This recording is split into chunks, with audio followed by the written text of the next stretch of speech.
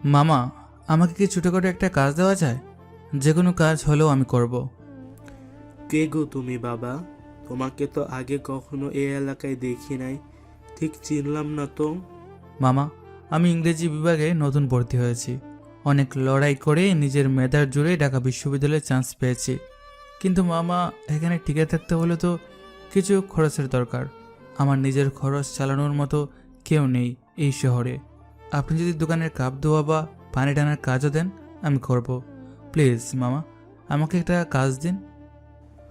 ও আচ্ছা, তুমি তো মেধাবী ছাত্র বাবা। এই দোকানে তো সবাই আড্ডা দিতে আসে, চা খেতে আসে, তুমি তো এসেছো কাজ খুঁজতে। তোমার কি মা বাবা কেউ নেই টাকা দেওয়ার মতো? না মামা, আমার খরচ চালানোর মতো কেউ নেই। নিজের খরচ নিজেকেই চালাতে হবে। আপনি আমাকে যে কাজই দেবেন আমি মন দিয়ে করব। যদি একটু থাকার ব্যবস্থা করে দিতে পারেন খুব উপকার হতো। ঈশানের অসহায় মুখটার দিকে তাকিয়ে দোকানের মালিক লোকটা থমকে গেলেন। এই শহরটা বড় আজব। কেউ এখানে বিলাসিতা করতে আসে, আবার কেউ আসে বেঁচে থাকার লড়াই করতে। ছেলেটার ছেঁড়া স্যান্ডেল আর মলিন শার্টের আড়ালে যে কি ভয়ানক এক পরিচয় লুকিয়ে আছে, তাই সাধারণ চা দোকানি কেন পুরো শহরের বাঘা বাঘা গোয়েন্দারাও কল্পনা করতে পারবে না। ঈশানের কথাগুলো শুনে লোকটার খুব মায়া লাগলো। তিনি পরম মমতায় ঈশানকে দোকানের বেঞ্চিতে বসালেন। আহারে বাজান, তোমার কথা শুনে খুব খারাপ লাগলো। তুমি এইখানে আগে বসো। এই নাও গরম চা আর বনরুটিটা আগে খাও। সকালের নাস্তাটা শেষ করো তো। তোমার জন্য আমার কাজ আছে, আমি তোমাকে কাজ দেব, একদম চিন্তা করো না। অনেক ধন্যবাদ মামা, আপনি আমার জন্য যা করলেন তা সারা জীবন মনে থাকবে। ঈশান খুব শান্ত হয়ে চা আর রুটিটা খেতে শুরু করলো। তবে সে শুধু খাচ্ছে না, আর চোখে খুব গভীর কিছু একটা বোঝার চেষ্টা করছে চারপাশ থেকে। বাইরে থেকে ওকে একদম সাধারণ এক গরিব ছাত্র মনে হচ্ছে, যার পকেটে দুপুরের খাবারের টাকা পর্যন্ত নেই। কিন্তু ওর শান্ত স্বভাবের আড়ালে লুকিয়ে আছে এমন এক রহস্য, যা এই শান্ত শহরটাকে নিমিষেই কাঁপিয়ে দিতে পারে। ঈশানের ব্যাগ থেকে একটা সূক্ষ্ম যান্ত্রিক শব্দ হচ্ছে, যা কেবল ওর কানেই পৌঁছাচ্ছে। সকালের নাস্তা শেষ করে ঈশান ক্লাসের দিকে রওনা হলো। গায়ে সেই পুরনো মলিন শার্ট, পায়ে সস্তা স্যান্ডেল আর চোখে মোটা ফ্রেমের চশমা। কাঁধের ব্যাগটা একপাশে ঝুলে আছে। ওকে দেখে মনে হচ্ছে কোনো এক প্রত্যন্ত গ্রাম থেকে যুদ্ধ করে এই শহরে পড়াশোনা করতে এসেছে। কিন্তু এই সাধারণ চেহারার আড়ালে যে মানুষটা লুকিয়ে আছে, তার এক ইশারায় পুরো শহরের আন্ডারওয়ার্ল্ড থরথর করে কাঁপে। ক্লাসরুমে ঢোকার পর একদল ঝকঝকে আধুনিক পোশাক পরা ছেলে মেয়ে ওকে দেখে হাসাহাসি শুরু করে দিল। এই যে হ্যালো, কানে কি কালা নাকি? তোমাকে বলছি, এই শার্টটা কি তোমার দাদার আমলের, নাকি জাদুঘর থেকে চুরি করে পরে আসছো? জি না ভাইয়া, এটা আমার নিজেরই শার্ট। একটু পুরনো, তবে পরিষ্কার আছে। পরিষ্কার থাকলে কি হয়? আমাদের এই ইংলিশ ডিপার্টমেন্টের একটা স্ট্যান্ডার্ড আছে না? তোমার মতো জীর্ণ শীর্ণ পোশাক পরা কেউ আমাদের পাশে বসলে তো লোকে ভাববে আমরা কোনো বস্তিতে বসে ক্লাস করছি। আমি তো শুধু পড়াশোনা করতে এসেছি। আমার পোশাক দিয়ে কি ক্লাসের পড়ার কোনো ক্ষতি হবে? আমি পেছনের ওই খালি বেঞ্চটাতে বসলে কি আপনাদের কোনো সমস্যা আছে? সমস্যা আছে মানে? অনেক সমস্যা। এই যে আমার হাতের ঘড়িটা দেখছো, এটার যা দাম তা দিয়ে তোমার মতো 10টা ছেলের সারা জীবনের খরচ চলে যাবে। আমাদের আভিজাত্যের সাথে তোমার এই সস্তা চেহারাটা বড্ড বেমানান লাগে। ভাইয়া, টাকা পয়সা তো আজ আছে কাল নেই, কিন্তু মানুষের ব্যবহার তো থেকে যায়। আমি খুব সাধারণ ঘরের ছেলে, আপনাদের সাথে টক্কর দেওয়ার ক্ষমতা আমার নেই। দয়া করে আমাকে পড়তে দিন। ঈশান খুব করুণ স্বরে কথাগুলো বলছিল। ক্লাসের সবাই তখন হো হো করে হাসছে।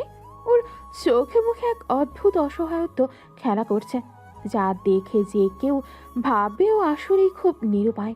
কিন্তু এই হাসাহাসির মাঝেই ঈশান খুব ধীর পদে ক্লাসের একদম পেছনের ভাঙা বেঞ্চটাতে গিয়ে বসল। ওর কাঁধের পুরনো ব্যাগটা থেকে একটা সূক্ষ্ম যান্ত্রিক আওয়াজ হচ্ছে, যা কেউ শুনতে পাচ্ছে না। ঈশান ব্যাগটা হাঁটুর উপর রেখে খুব সাবধানে একটা কালো ছোট রিমোটের মতো জিনিসে আঙুল ছোঁয়ালো।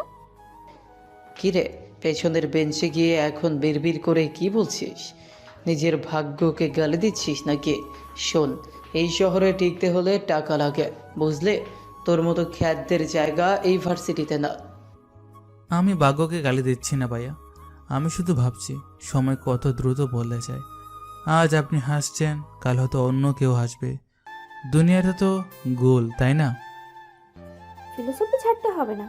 ওই ছেঁড়া ব্যাগ থেকে খাতা বের করে পড়া মুখস্থ কর। তোদের মতো ছেলেদের কাজই তো হলো দিন-রাত গাধার মতো খাটা। আমাদের মতো লাক্সারি লাইফ তো আর তোদের কপালে নেই। একদম ঠিক বলছেন আপু, আমার কপালে হয়তো লাক্সারি নেই, কিন্তু শান্তিতে ঘুমানোর ভাগ্যটা আছে। আপনারা অনেক বড় মানুষ, আপনাদের অনেক শত্রু থাকে। আমার তো হারানোর কিছু নেই, তাই ভয় নেই। ঈশানের কথায় এক ধরনের গভীর রহস্য লুকিয়েছিল। রাহাত আর ফারহানা সেটা বুঝতে পারল না, তারা শুধু উপহাসই করে গেল। ঈশান মাথা নিচু করে খাতায় পাতার কলম ঘষতে শুরু করল। বাইরে থেকে মনে হচ্ছে সে নোট নিচ্ছে, কিন্তু আসলে সে খুব নিখুঁতভাবে একটা ম্যাপ আঁকছে। ঠিক সেই সময় ওর কানে থাকা অদৃশ্য ইয়ারপিসে একটা যান্ত্রিক কণ্ঠ ভেসে এলো। ফোনের স্ক্রিনে একটা সংকেত ফুটে উঠল, যা বলছে ওর টার্গেট এখন একদম কাছাকাছি। ঈশানের চোখের মনি এক মুহূর্তের জন্য স্থির হয়ে গেল, কিন্তু মুহূর্তেই সে আবার সেই মুখ চোরা সাধারণ ছাত্রের রূপ ধারণ করল। হাসো রাহাত, আজ দিনটা তোমাদের, কিন্তু রাতটা আমার। তোমরা জানো না তোমাদের মাথার উপর দিয়ে এখন কার হুকুম তামিল হচ্ছে। এই ফিসফিসারি থামা, একদম চুপচাপ বসে থাকবে। ক্লাসের পর তোকে একটা উচিত শিক্ষা দিব, যাতে এই ক্লাসে আসার সাহস আর না করিস। আচ্ছা ভাইয়া, আপনি যা বলবেন তাই হবে। আমি তো সামান্য একজন মানুষ, আপনাদের অবাধ্য হওয়ার সাহস আমার কোথায়? ক্লাসের লেকচার শুরু হলো। শিক্ষক যখন কঠিন সব তথ্য নিয়ে কথা বলছেন, ঈশান তখন জানালার বাইরে তাকিয়ে এক পরে কি যেন ভাবছে। ওর দৃষ্টির সীমানায় একটা কালো লিমুজিন এসে দাঁড়িয়েছে। ঈশান খুব আলতো করে তার চশমাটা ঠিক করলো। চশমার কাচের কোণায় একটা ডিজিটাল ইন্টারফেস ফুটে উঠেছে, যেখানে লাল রঙের ডটগুলো দ্রুত নড়াচড়া করছে। ক্লাসের সবচেয়ে খ্যাত ছেলেটি এখন এক ভয়ঙ্কর গেমে মেতে উঠেছে, যার খবর এই দম্ভ ভরা ছেলে মেয়েরা টেরও পাচ্ছে না। এই যে ভিখারি, তোকে না কালকে বলছিলাম এই গেটের সামনে দাঁড়িয়ে থাকবি, আমাদের ব্যাগগুলো বই নিয়ে ক্লাসে যাবি। তোর সাহস তো কম না, তুই খালি হাতে চলে আসলি। ভাইয়া, আমি তো পড়ার বই নিতে আসছি, ব্যাগ টানার জন্য তো আসিনি। আমার নিজেরও তো ক্লাস আছে। ওরে বাবা, স্যারের কথা শুনে একবার। নিজেরও ক্লাস আছে। তোর মতো অচ্ছুতদের আমাদের ব্যাগ টানাই তো একটা ভাগ্য। নে, এই ব্যাগটা ধর, আর কুজো হয়ে আমাদের পেছন পেছন হাঁট। রাস্তার লোকে যেন বোঝে তুই আমাদের চাকর। আপু, দয়া করে আমাকে ছেড়ে দিন। আমি অনেক কষ্ট করে এখানে পড়ার সুযোগ পেয়েছি, আমাকে এভাবে অপমান করবেন না। আমি আপনাদের পায়ে ধরছি। পায়ে ধরবি? দাঁড়া, তোকে পায়ে ধরার সুযোগ দিচ্ছি। এই যে কাদাটা দেখছিস, এই কাদার ওপর নেল ডাউন হয়ে থাকবি যতক্ষণ না আমাদের আড্ডা শেষ হয়। এটাই তোর আজকের পানিশমেন্ট। রাহাত ঈশানের কলার ধরে এক ঝটকায় মাঠের কর্নারে কাদার উপর ধাক্কা দিয়ে ফেলে দিল। ঈশানের সাদাটে মলিন শার্টটা মুহূর্তেই নোংরা হয়ে গেল। ওর চশমাটা ছিটকে দূরে পড়ে গেল। চারপাশের সিনিয়র আর সহপাঠীরা গোল হয়ে দাঁড়িয়ে তামাশা দেখছে আর হাসছে। ঈশান খুব অসহায়ভাবে কাদার ওপর হাঁটু গেড়ে বসে আছে।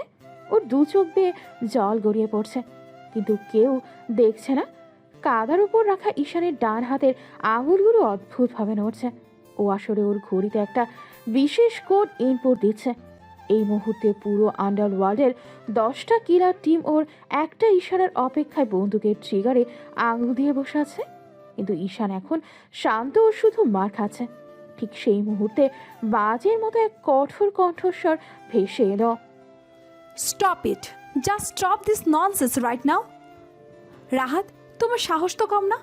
আমার ডিপার্টমেন্টের সামনে দাঁড়িয়ে একটা ছেলেকে এভাবে টর্চার করছো? না মানে ম্যাম, আমরা তো জাস্ট একটু মজা করছিলাম। ও তো নতুন আসছে, তাই একটু পরিচিত হচ্ছিলাম। মুখ বন্ধ করো রাহাত। আমি গত 10 মিনিট ধরে আড়াল থেকে সব দেখছি। এটা কি তোমরা পরিচয় হওয়া বলো? একটা ছেলেকে কাদায় ফেলে অপমান করা, তার ব্যাগ ছিঁড়ে ফেলা, এটা কি তোমাদের কালচার? ফারহানা, তুমিও এর মধ্যে আছো? তোমাদের লজ্জা করে না? ম্যাম, আসলে ও একদম আনকালচার। ও ও আমাদের ক্লাসের স্ট্যান্ডার্ডটাই নষ্ট করছে। স্ট্যান্ডার্ড? শোনো ফারহানা, স্ট্যান্ডার্ড পোশাক দিয়ে হয় না, ব্যবহার দিয়ে হয়। এই ছেলেটা মেধার জোরে এই পর্যন্ত এসেছে, আর তোমরা আসছো বাপের টাকায় ভাব দেখাতে। হ্যাঁ ঈশান, উঠে দাঁড়াও, কারোর সামনে মাথা নিচু করবে না। আমার ডিপার্টমেন্টে যতক্ষণ আমি আছি কোনো অন্যায় সহ্য করব না। ম্যাম, আমাকে মাফ করে দিন। আমি আসলে কাউকে বিরক্ত করতে চাইনি, আমি জাস্ট চলে যাচ্ছিলাম। কেন মাপ চাইছো তুমি? তুমি কোনো অপরাধ করনি। তুমি আমার সাথে আমার অফিসে এসো। আর রাহাত, তোমরা সবাই আজই শোকস লেটার পাবে। তোমাদের গার্জিয়ানকে আমি ডাকবো। আমার নাম তৃষা। অন্যায়ের সাথে আপোষ করা আমার ডিকশনারিতে নেই। তৃষা ম্যাম ঈশানের হাত ধরে ভিড় ঠেলে সরিয়ে নিয়ে গেলেন। ম্যামের চোখ রাগে জ্বলছে। পুরো ইউনিভার্সিটিতে তৃষা ম্যাম মানেই আতঙ্ক। প্রিন্সিপাল থেকে শুরু করে পলিটিক্যাল লিডার সবাই ওনাকে সমীহ করে জানে। ঈশান ম্যামের পেছনে পেছনে যাচ্ছে আর রুমাল দিয়ে চশমাটা মুছছে। ম্যাম যখন আগে আগে হাঁটছে, ঈশান তখন পেছনে একবার ঘাড় ঘুরিয়ে রাহাতের দিকে তাকানো। সেই চোখে আর জল নেই, সেখানে এখন এক হিমশীতল মৃত্যু পরোয়ানা। ও খুব ধীর লয়ে ঠোঁট নেড়ে রাহাতকে উদ্দেশ্য করে একটা কথা বলল, যা কেউ শুনতে পেল না। ও বলল, সময় শেষ। ঈশান, তুমি কি খুব ভয় পেয়েছো? শোনো বাবা, ভয় পাওয়ার কিচ্ছু নেই। এই পৃথিবীতে টিকে থাকতে হলে সোজা হয়ে দাঁড়াতে হয়। তুমি মেধাবী, তুমি কেন ওদের অত্যাচার সহ্য করো? ম্যাম, আমার তো কেউ নেই। প্রতিবাদ করে যদি আমাকে বের করে দেয়, আমি শুধু শান্তিতে পড়াশোনা শেষ করতে চাই ম্যাম।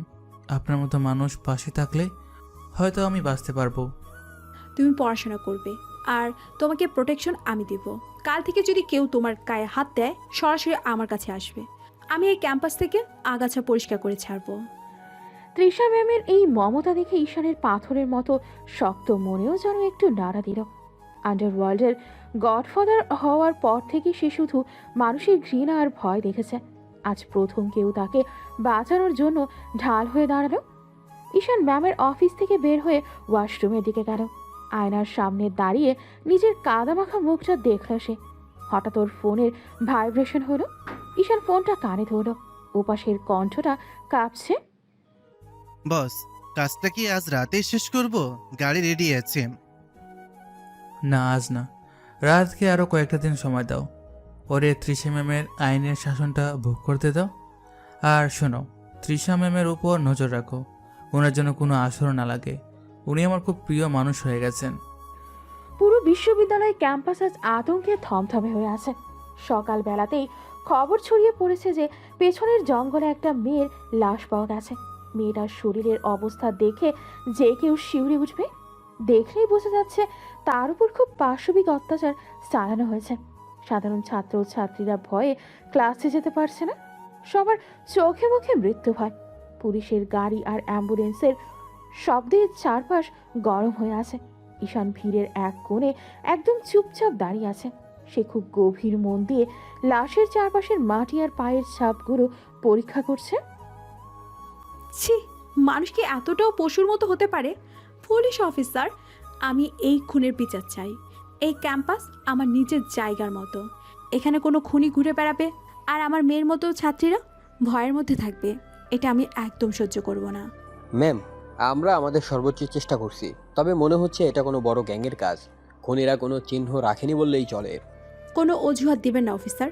এক সপ্তাহের মধ্যে খুনি ধরা না পড়লে আমি নিজে রাস্তায় নামবো। আমার ডিপার্টমেন্টের কোনো ছাত্রের যদি সাহস থাকে তবে সামনে এসে দাঁড়াও। এভাবে কোণে দাঁড়িয়ে ভয় কাঁপলে কোনো দিন বিচার পাওয়া যাবে না।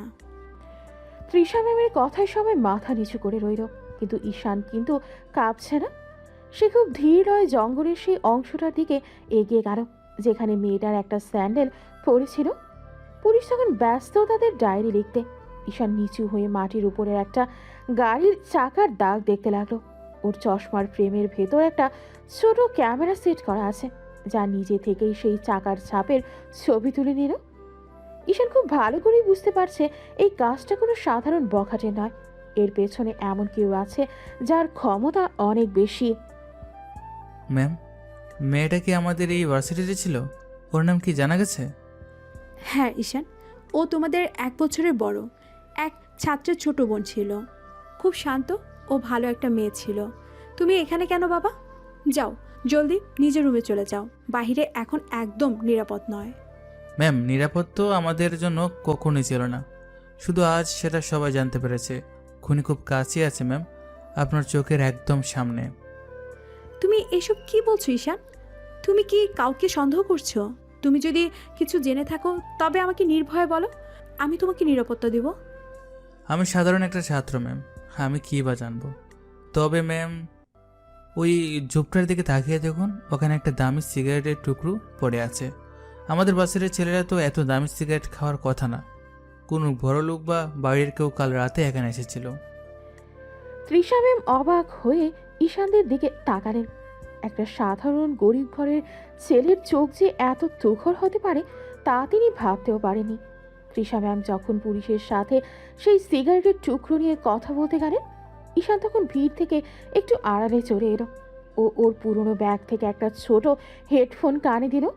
ঈশানের চেহারার সেই অসহায় ভাবটা এখন আর নেই। এখন ওকে দেখতে একদম ভয়ঙ্কর এক শিকারের মতো লাগছে। হ্যালো সুলতান, ঈশান বলছি। গত 12 ঘন্টা এই ভার্সিটির পেছনে গেট দিয়ে কোন কোন গাড়ি ভেতরে ঢুকেছে তার সব ডিটেলস আমার কাছে পাঠাও। আর শোনো, ওই বখাটের রাহাত আর ওর বন্ধুদের উপর কড়া নজর রাখো।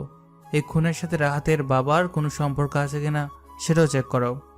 জি বস, এখনই সব ডাটা পাঠিয়ে দিচ্ছি। তবে বস, এই কেসটা অনেক বেশি বিপজ্জনক। শহরের বড় বড় গুন্ডারা এই জঙ্গলটাকে তাদের কাজে ব্যবহার করছে। আপনি কি এর মধ্যে সরাসরি নামবেন? আমি অলরেডি নেমে গেছি সুলতান, কারণ এই খুনিরা আমার এলাকায় ঢুকে পড়ার সাহস দেখিয়েছে। আর সবচেয়ে বড় কথা, এরা তৃষা ম্যামের চোখের জল এনেছে। যে ম্যাম আমাকে বাঁচিয়েছেন তার এলাকায় আমি কোন নোংরামি চলতে দেব না। আজ রাতেই আমি খুনিদের আস্তানা খুঁজে বের করব। সব রেডি রাখো। ঈশান আবার সেই সাধারণ স্যান্ডেল পরে ধীর পায়ে হলের দিকে হাঁটা দিল। ওকে দেখে কেউ কল্পনাও করতে পারবে না যে কয়েক ঘন্টার মধ্যেই শহরে এক ভয়ঙ্কর ঝড় বইতে চলেছে। তৃষা ম্যাম দূর থেকে ঈশানের যাওয়ার দিকে তাকিয়ে রইলেন। ওনার মনে বারবার একটা প্রশ্ন ঘুরপাক খাচ্ছে, এই ছেলেটা আসলে কে? ওর গলার স্বরে হঠাৎ এত জোর থেকে এলো। রহস্যটা কি শুধুই খুনের মধ্যে, নাকি ঈশানের নিজের পরিচয়ের মধ্যেও লুকিয়ে আছে? বিকেলের দিকে ক্যাম্পাসের চায়ের দোকানে বেশ ভিড়। ঈশান তার পুরনো শার্টের হাতা গুটিয়ে নোংরা কাপগুলো ধুয়ে পরিষ্কার করছে। ওর সারা গায়ে সাবানের ফেনার কাদা লেগে আছে। দোকানের মালিক ঈশানকে খুব পছন্দ করেন, কারণ ছেলেটা খুব শান্ত আর কাজে। কিন্তু ক্যাম্পাসের কিছু বখাটে ছাত্রের কাছে ঈশান এখন হাসির পাত্র। ঠিক সেই সময় রাহাত তার দলবল নিয়ে দোকানে এসে ঢুকলো। ঈশান, ওই টেবিলের কাপড়গুলো নিয়ে আয় তো বাবা, আর এই 5 কাপ চা জলদি দিয়ে আয়। জি মামা, আমি এখনই নিয়ে আসছি। এই যে চাওয়ালা, তোর হাত তো দেখি একদম ট্রেনের মতো নোংরা। এই নোংরা হাতে আমাদের চা দিবে? তোর সাহস তো কম না। ভাইয়া, আমি হাত ভালো করে ধুয়ে নিয়েছি, আপনারা বসুন, আমি চা দিচ্ছি। এই চুপ, একদম কথা বলবি না। তুই তো আসলে একটা রাস্তার কুকুর। কাল তো ম্যাম তোকে বাঁচিয়ে দিল, কিন্তু আজ তো ম্যাম এখানে নেই। আজ তোকে কে বাঁচাবে? রাহাত, দেখো শার্টের অবস্থা। এই নোংরা শার্ট নিয়ে আমাদের সামনে দাঁড়িয়ে আছে, ভাবতেই ঘৃণা লাগছে। এই ছেলে, তুই কি চাস? আমাদের চা খাওয়ার রুচিটা নষ্ট হয়ে যাক? আমি তো শুধু কাজ করছি আপু, আমি কারো কোনো ক্ষতি করিনি। দয়া করে আমাকে আমার কাজটা করতে দিন, আমার টাকার খুব দরকার। টাকার দরকার? দাঁড়া, তোকে টাকা দিচ্ছি। এই নে, 100 টাকার নোটটা এই ট্রেনের ভেতর ফেললাম। যদি তোর বাপের ক্ষমতা থাকে তবে মুখ দিয়ে এটা তুলে আন। তুলে আনতে পারলে এই টাকাটা তোর। রাহাত একটি কড়কড়ে নোট পাশের নর্দমায় ফেলে দিল। আশেপাশের সবাই হো হো করে হাসছে। এখানের চোয়াল এক মুহূর্তের জন্য শক্ত হয়ে গেল। ওর পকেটে থাকা ফোনটা তখন কাঁপছে। সুলতান হয়তো খুনিদের খবর নিয়ে ফোন করেছে, কিন্তু ঈশান এখন নিজেকে নিয়ন্ত্রণ করল। ও খুব শান্তভাবে মাথা নিচু করে নর্দমার দিকে তাকিয়ে রইল। কিরে, তুলবি না? তোর মতো ফকিরের কাছে তো 100 টাকা অনেক কিছু। নাকি এখন ম্যামের কাছে গিয়ে নালিশ করবি? ম্যাম তোকে কত ভালোবাসে না? আপনারা অনেক বড় লোক, অনেক ক্ষমতা আপনাদের। আমি গরিব হতে পারি, কিন্তু আমারও তো একটা সম্মান আছে। আপনাদের কাছে হাত জোর করছি, আমাকে এভাবে ছোট করবেন না। সম্মান? তোর আবার সম্মান কিসের রে? তুই তো কাপ ধোয়া একটা চাকর। এই যে চাটা তুই আনলি, এটা এখন আমার জুতোর উপরে পড়লে কেমন হয়? ফারহানা ইচ্ছে করে ঈশানের হাত থেকে চায়ের কাপটা কেড়ে নিয়ে নিজের দামি জুতার উপর খানিকটা ঢেলে দিল। তারপর চিৎকার করে উঠল যেন দোষটা ঈশানের। ও গড, রাহাত দেখ, এই অসভ্য ছেলেটা আমার জুতোয় চা ফেলে দিয়েছে। আমার এত দামি জুতোটা নষ্ট হয়ে গেল।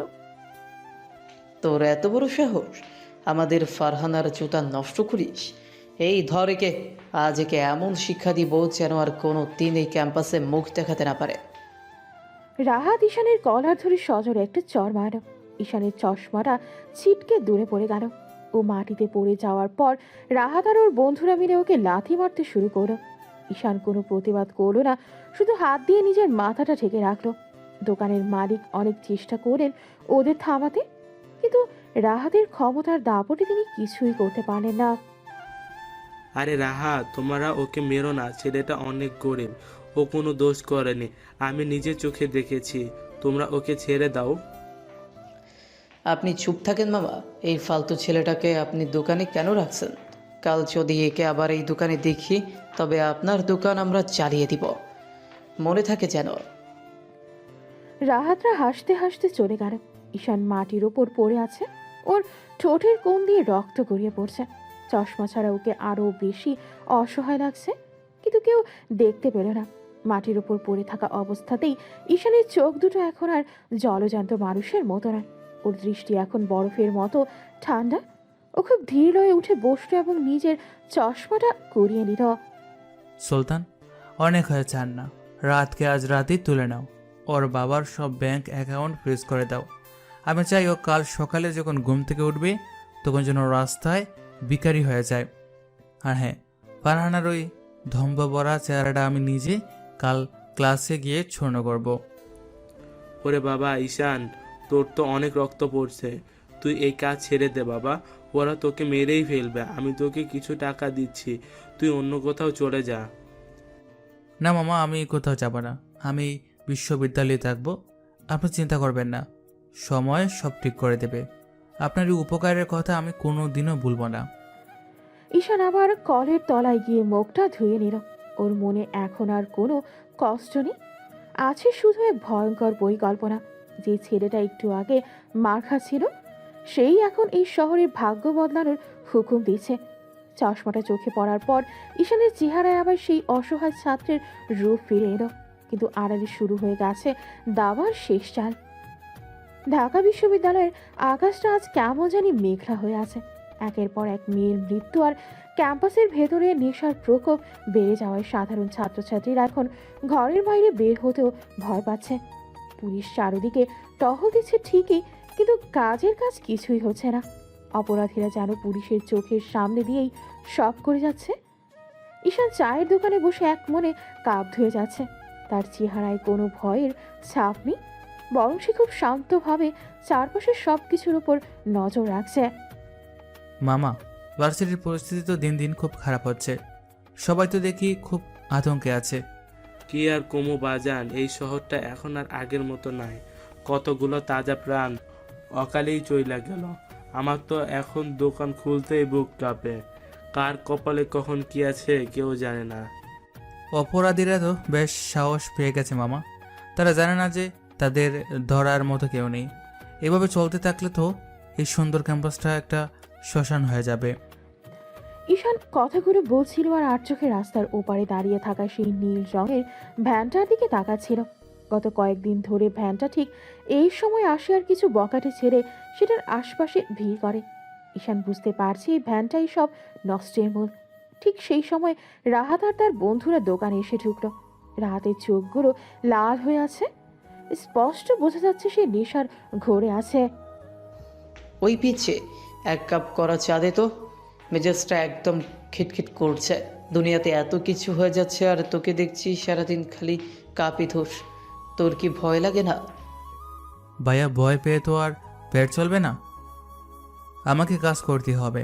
আপনারা কি ঠিক আছেন? আপনাকে দেখে তো মনে হচ্ছে শরীর ভালো না। তুই চা বানা তো, তোকে ডাক্তার হতে কে বলেছে? নিজের সীমানার মধ্যে থাকবে, বেশি পাকনামি করলে তোকেও কিন্তু পস্তাতে হবে। ঈশান চুপচাপ চা বানিয়ে তাদের সামনে রাখলো। সে লক্ষ্য করলো রাহাতের পকেটে নীল রঙের ছোট ছোট প্যাকেট। ঠিক সেই সময় তৃষা ম্যামকে দেখা গেল হন্তদন্ত হয়ে ওদিক দিয়ে যেতে। ওনার মুখটা খুব গম্ভীর, দুশ্চিন্তায় কপালে ভাঁজ পড়ে গেছে। ম্যামকে দেখে ঈশান একটু এগিয়ে গিয়ে ওনার সামনে দাঁড়ালো। ম্যাম, আপনি কি কোথাও যাচ্ছেন? আপনাকে খুব চিন্তিত মনে হচ্ছে। চিন্তিত হব না ঈশান, একের পর এক দুর্ঘটনা ঘটেছে আর আমরা কিছুই করতে পারছি না। প্রশাসন বলছে তারা চেষ্টা করছে, কিন্তু রেজাল্ট তো শূন্য। আমার ছাত্রদের জীবন এভাবে নষ্ট হতে দেখে আমি খুব অসহায় বোধ করছি। আমার খুব কষ্ট হচ্ছে রে ঈশান, আমাদের চোখের সামনে সব শেষ হয়ে যাচ্ছে। ম্যাম, আপনি চিন্তা করবেন না। কোনো অন্যায় চিরকাল টিকে থাকে না। যারা এই কাজগুলো করেছে তারা নিশ্চয়ই কোনো বড় ভুল করবে আর ধরা পড়বে। আপনি একটু শক্ত থাকুন। শক্ত থাকার তো চেষ্টা করছি, কিন্তু কতদিন? চারিদিকে অন্ধকার ছাড়া আর কিছুই দেখছি না। আচ্ছা ঈশান, তুমি সাবধানে থেকো, কালকের পর থেকে কিন্তু একা কোথাও যেও না। তৃষা ম্যাম চলে যাওয়ার পর ঈশানের চোখের দৃষ্টি বদলে গেল। একজন আদর্শ শিক্ষিকার এই অসহায়ত্ব আর অপরাধীদের এই বাড়াবাড়ি সে আর নিতে পারছে না। সে বুঝতে পারছে এখন আর চুপ করে বসে থাকার সময় নেই। ঈশান দোকান থেকে একটু আড়ালে গিয়ে তার বিশেষ ফোনটা বের করে সুলতানকে ফোন দিল। সুলতান, ক্যাম্পাসের সামনে ওই যে নীল ভ্যানটা দাঁড়ানো থাকে, ওটার মালিককে বের করো। এই ভ্যান থেকেই সব বিষ ছড়ানো হচ্ছে। তৃষা ম্যামের মতো ভালো মানুষেরা যখন এই অপরাধীদের জন্য অসহায় হয়ে পড়ে, তখন বুঝতে হবে খেলাটা এখন আমার হাতে নিতে হবে। আজ রাত 12টার পর ওই ভ্যানটা যখন ক্যাম্পাস ছাড়বে তখন আমাকে এর লোকেশন দেবা। জি বস, আমি সব খোঁজ নিচ্ছি। তবে এই চক্রের সাথে কিন্তু উপর মহলের লোকজনের হাত থাকতে পারে। আপনি কি একা হ্যান্ডেল করতে পারবেন? একা বা দলবল নিয়ে সেটা পরের কথা। আগে খুনিদের ডেরাটা চিনতে চাই। যারা আমার বিচরণ ক্ষেত্রে ঢুকে নোংরামি করছে তাদের বিদায় করার সময় চলে এসেছে। রেডি থাকো। ঈশান ফোনটা রেখে আবার দোকানে ফিরে এলো। মুখে সেই শান্ত আর লাজুক ভাবটা ফিরিয়ে আনলো সে। কেউ বুঝতেও পারল না যে এই সাধারণ কাবধোয়া ছেলেটি আজ রাতে শহরের সবচেয়ে বড় রহস্যময় অপারেশন চালাতে যাচ্ছে। রাত গভীর হয়েছে। ক্যাম্পাসের চারপাশে নিঝুম, শুধু মাঝে মাঝে পুলিশের সাইরেনের শব্দ শোনা যাচ্ছে। ঈশান তার হলের রুমে নেই। সে খুব সাবধানে অন্ধকারের সুযোগ নিয়ে পেছনের জঙ্গলের সেই জায়গাটায় পৌঁছেছে যেখানে শেষ মেয়েটির লাশ পাওয়া গিয়েছিল। গায়ে একটি কালো রঙের হুডি, যা সচরাচর সে পরে না, তবে ব্যাগটা সেই পুরনো জীর্ণটাই সাথে আছে। হাতে একটা ছোট নীল আলো জড়ানো টর্চ। সে খুব সতর্কতার সাথে ঝোপঝাড়ের ভেতর কিছু একটা খুঁজছে। খুনিরা যতই চালাক হোক না কেন, কোথাও না কোথাও তারা একটা ভুল ঠিকই করবে। মাটি কখনো মিথ্যা বলে না। হঠাৎ ঈশানের চোখ গেল একটা পাথরের আড়ালে পড়ে থাকা ছোট একটা মেমোরি কার্ডের দিকে।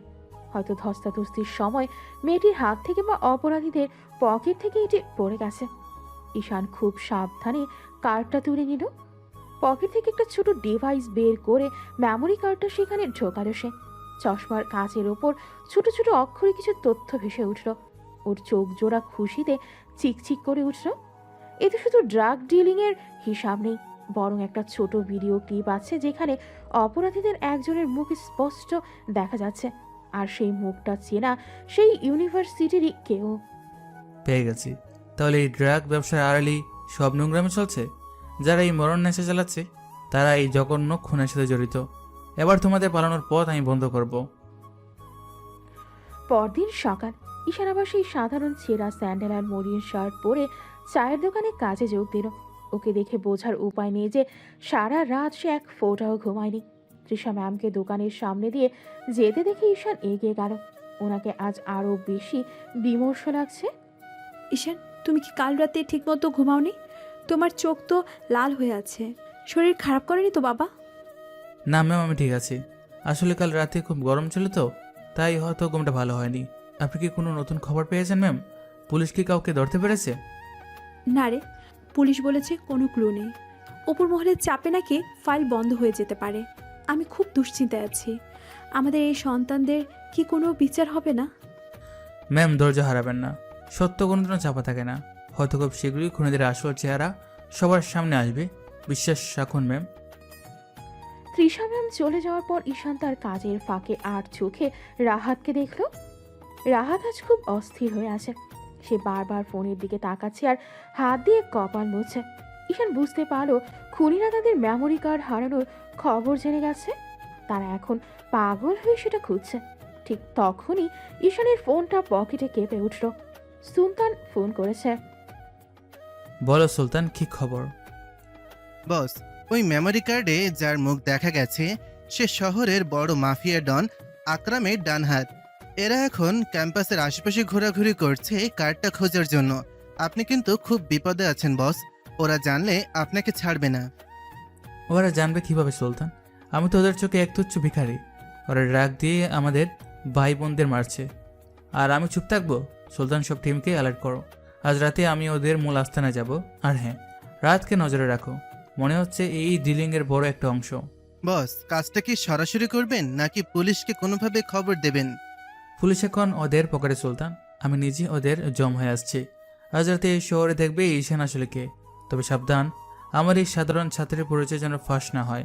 আমি চাই অপরাধীরা মরার আগ পর্যন্ত জানুক তারা একজন সাধারণ ছাত্রের কাছে হেরে গেছে। ঈশান ফোনটা পকেটে রেখে আবার দোকানের কাপ ধোয়ায় মন দিল। রাহাত হঠাৎ দোকানের বেঞ্চে লাথি মেরে উঠে দাঁড়ালো। সে ঈশানের দিকে একবার সন্দেহজনক দৃষ্টিতে তাকালো, কিন্তু ঈশানের সেই ভীতু আর গরিব চেহারা দেখে আবার মুখ ফিরিয়ে নিল। ঈশান খুব ধীর লয়ে কাপগুলো সাজাতে সাজাতে একটা শীতল হাসি হাসল। ক্যাম্পাসের পরিস্থিতি এখন বিষাক্ত হয়ে উঠেছে। দিনের আলোতেও এক ধরনের থমথমে ভাব বজায় থাকে।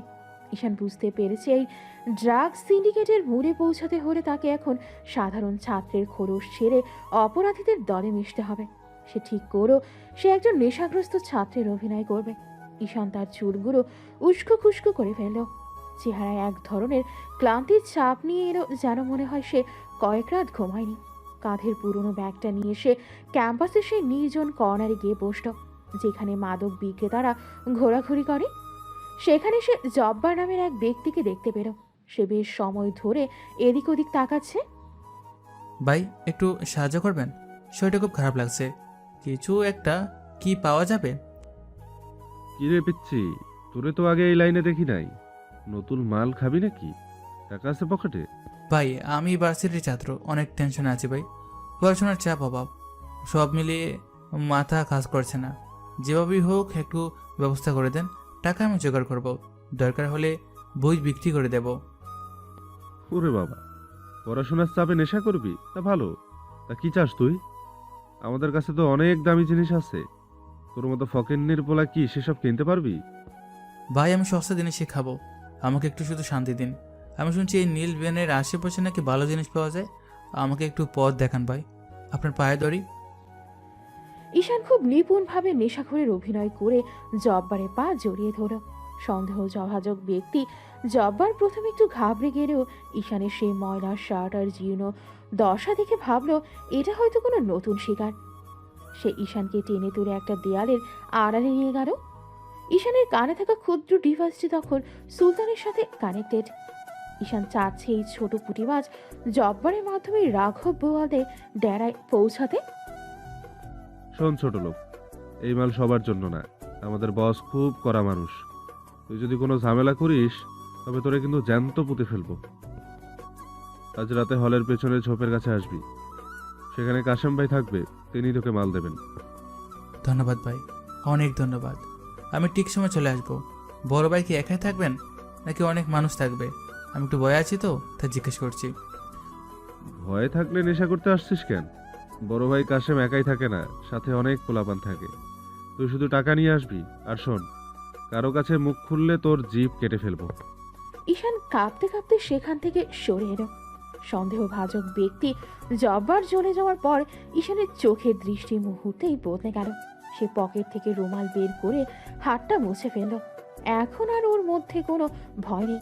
ও খুব ধীর লয়ে লাইব্রেরির পাশের গাছের নিচে গিয়ে বসলো এবং সুলতানের সাথে কথা বলতে শুরু করলো। সুলতান, মাছ ঠুপ গেলেছে। আজ রাত 12টায় হলের পিছনে ডিল হবে। জব্বার বলল সেখানে ওদের বড় ভাই কাশিম থাকবে। আমার ধারণা এই কাশিমে হচ্ছে এই ক্যাম্পাসের ড্রাগসের সাপ্লায়ারের মেইন লোক। বস, আপনি কি একা যাবেন? কাজটা কিন্তু বড্ড ঝামেলার হতে পারে।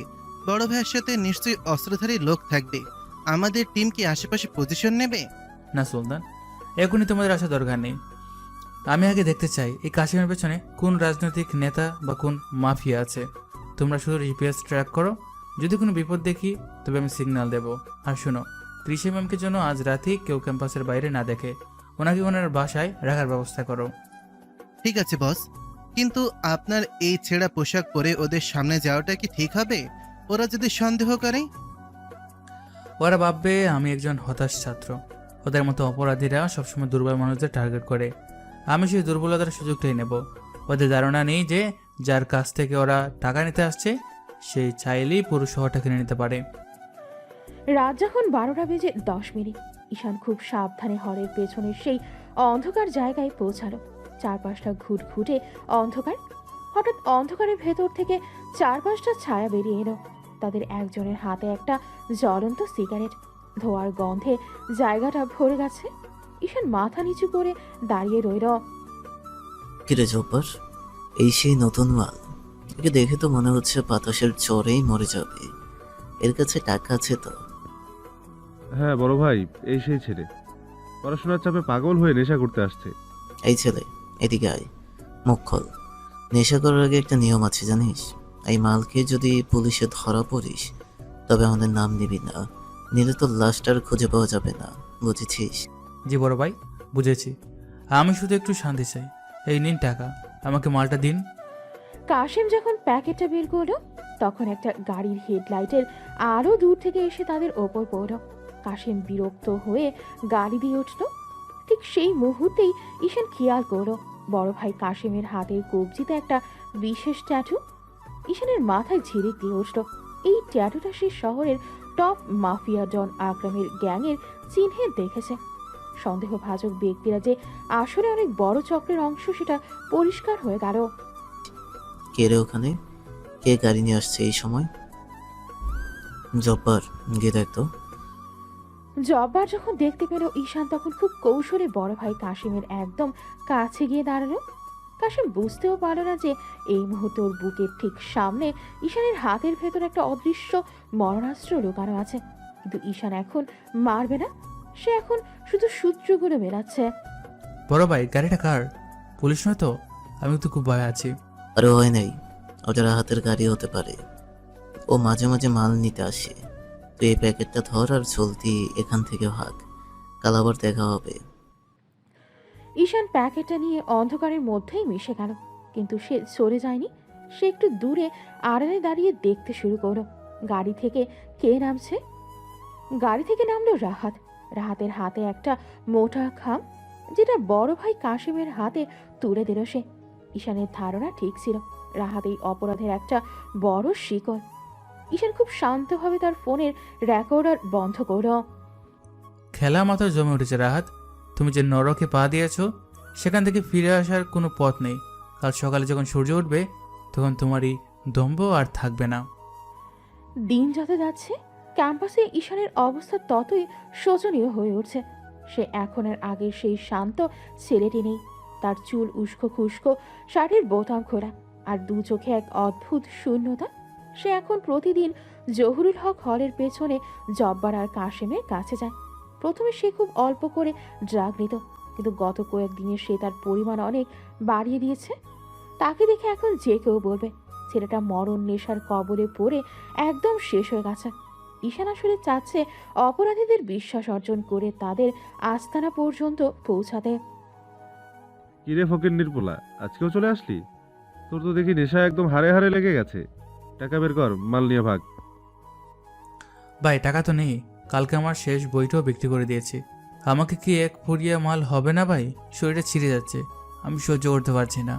টাকা নেই তো এইখানে আসছিস কেন? এটা কি তোর পাপের দয়ার সাগর? ভাগ এখান থেকে। নেশা করার শখ আছে কিন্তু টাকা দেওয়ার মুরাদ নাই।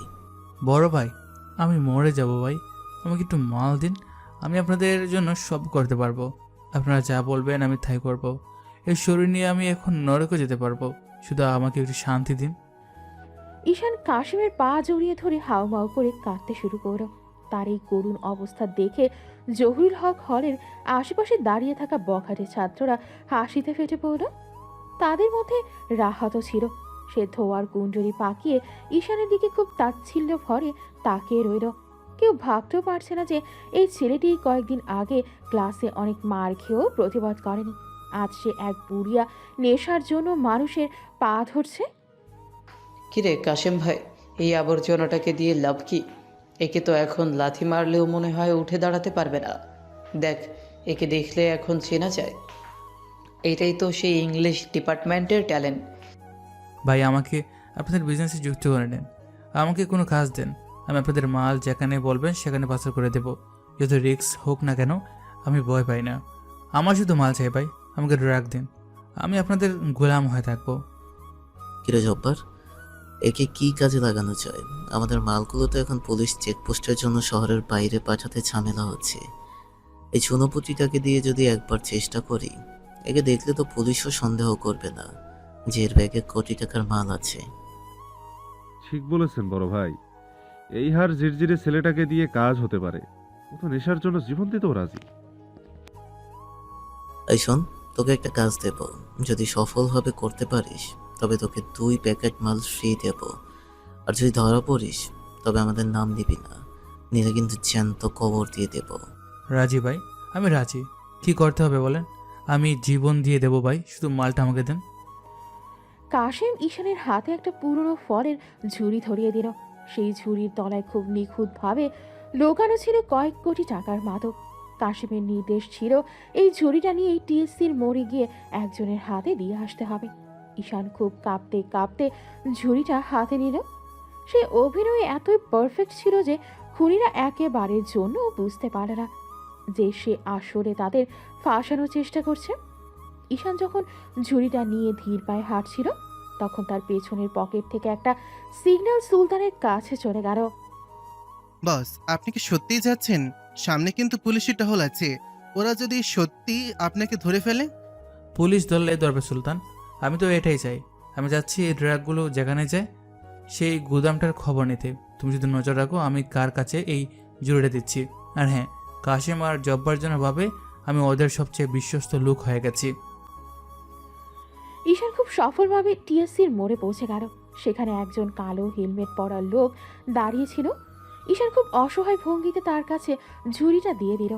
পুরো কাজটা সে এমনভাবে শেষ করলো যেন সে অনেক দিনের পুরনো অপরাধী। কাজ শেষ করে সে আবার হলের পেছনের কাশেমদের কাছে ফিরে এলো। সাবাস বেটা, আমি তো ভাবছিলাম তুই ভয় পেয়ে পালিয়ে যাবি। তুই তো দেখি কাজের ছেলে।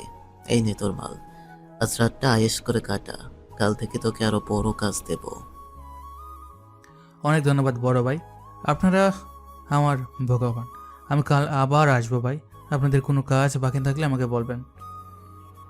ঈশান প্যাকেটগুলো নিয়ে খুব আনন্দের ভান করতে করতে ওখান থেকে চলে এলো। কিন্তু অন্ধকার গলিতে ঢোকার পরেই তার চেহারার সব মলিনতা মুছে গেল। সে ঘৃণা ভরে ড্রাগের প্যাকেটগুলো নর্দমায় ফেলে দিল। তারপর প্যাকেট থেকে একটা সাদা রুমাল বের করে হাতটা খুব ভালোভাবে মুছল। তার চোখে এখন আগুনের মতো তেজ। সে পকেট থেকে ফোন বের করে সুলতানকে ফোন দিল।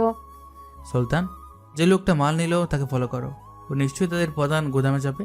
আর শোনো, রাহাতকেও ওই লিস্টে রাখো। ওরা ভাবছে আমি ওদের গোলাম হয়ে গেছি, কিন্তু ওরা জানে না আমি ওদের মৃত্যুর পরোয়ানা লিখছি। কালকে আমি ত্রিশা ম্যামকে কথা দিয়েছি ক্যাম্পাস পরিষ্কার করব। সেই কাজ এবার শুরু হবে। ক্যাম্পাসের চারদিকে এখন শুধু একটাই আলোচনা, ইংরেজি বিভাগের সেই মেধাবী ছাত্র ঈশান পুরোপুরি গুল্লায় গেছে। যে ছেলেটা কদিন আগেও চায়ের দোকানে কষ্ট করে কাজ করতো, সে এখন নেশায় ঘুরে ড্রেনের পাশে বসে থাকে। মানুষের তাচ্ছিল্য আর হাসাহাসি এখন ওর নিত্য সঙ্গী। কেউ জানে না এই জীর্ণ পোশাকের আড়ালে ঈশান আসলে কি এক ভয়ঙ্কর খেলা খেলছে। সবাই শুধু ওর বাইরের ছদ্মবেশটাই দেখছে। এই দেখ দেখ, আমাদের ভার্সিটির হবু ব্যারিস্টার এখন রাস্তার টোকাই হয়ে গেছে। কিরে ঈশান, নেশার টাকা কি আজ ছুটেছে, নাকি ম্যামের পা ধরে কিছু খুশিয়ে নিয়ে আসলে? ছি, একে দেখলে এখন গা গুলিয়ে আসে। যে ছেলেটা পড়াশোনা করতে এসে নেশার জগতের নাম লেখায় তার বেঁচে থাকার কোনো মানেই হয় না। কিন্তু আমাদের ডিপার্টমেন্ট থেকে বের করে দেওয়া উচিত। ঈশান ক্লাসরুমের এক কোণে দেয়ালে মাথা ঠেকিয়ে নির্জীব হয়ে বসেছিল। ওর চোখগুলো টকটকে রাত, শরীরটা কাঁপছে। রাহাতের এই অপমানজনক কথাগুলো শুনেও কোনো জবাব দিল না। ও শুধু শূন্য দৃষ্টিতে জানালার বাইরে তাকিয়ে রইল।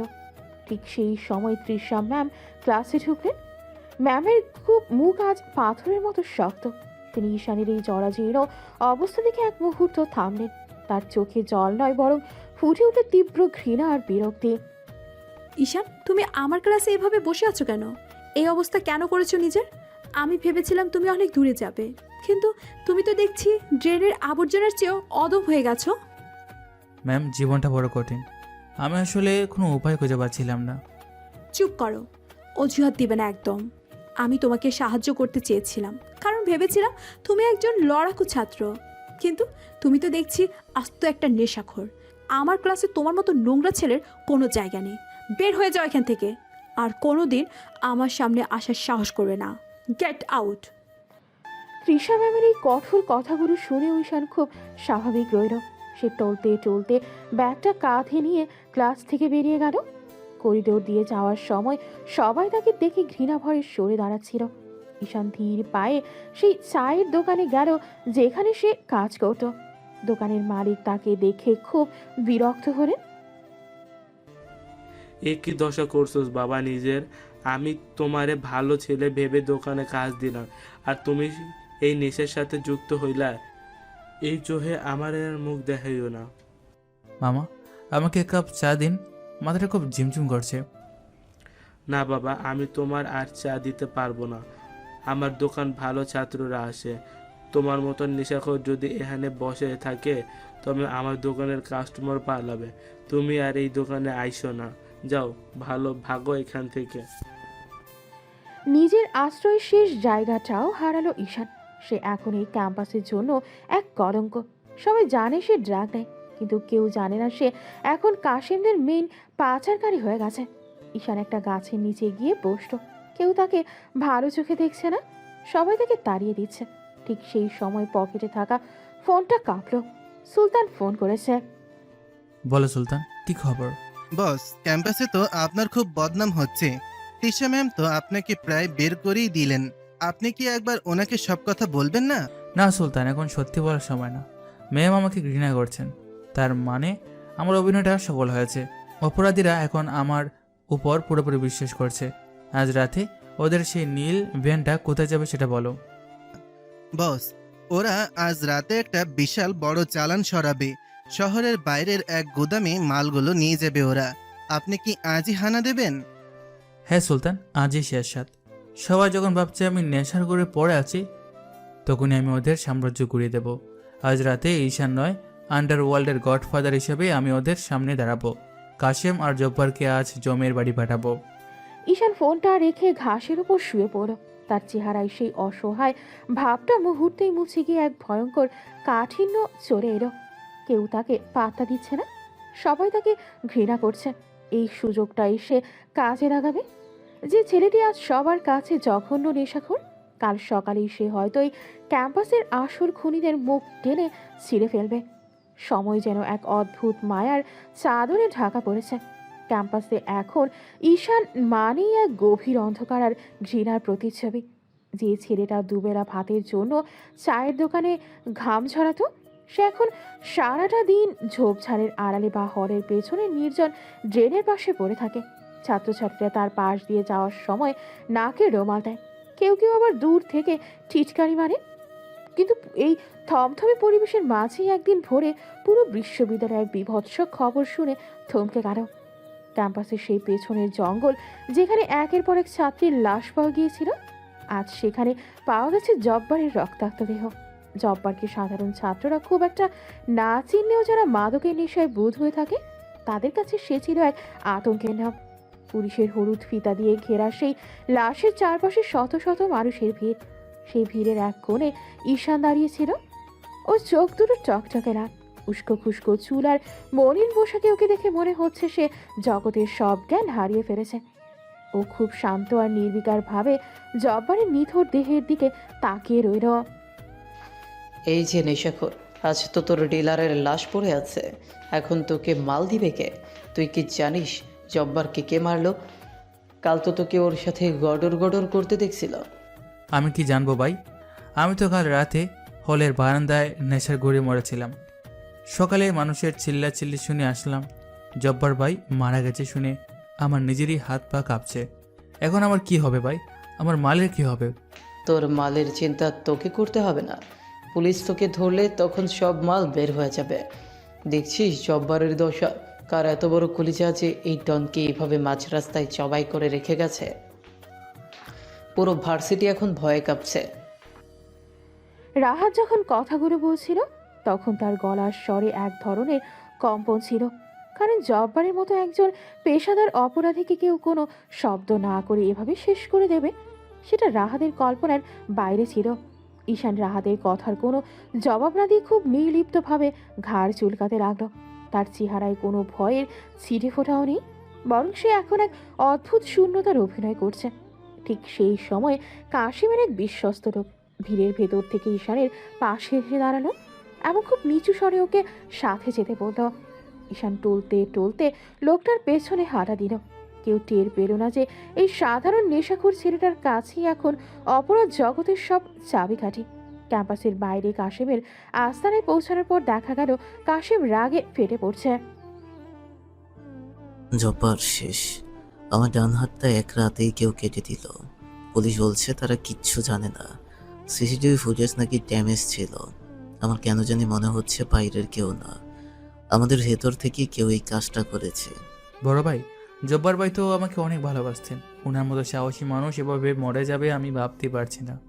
এখন আমাদের এই বড় ব্যবসাটা খেয়ে দেখবে ভাই, আমাদের তো অনেক লস হয়ে যাবে। বিজনেস কোনোদিন ইমোশন দিয়ে চলে না ঈশান। জব্বার মরেছে, তার কপাল খারাপ, কিন্তু আমার চালান তো থেমে থাকবে না। কাল রাতে যে 3 কোটি টাকার মাল যাওয়ার কথা ছিল সেটা এখন কে পৌঁছাবে? আমার তো বিশ্বস্ত মানুষের খুব অভাব।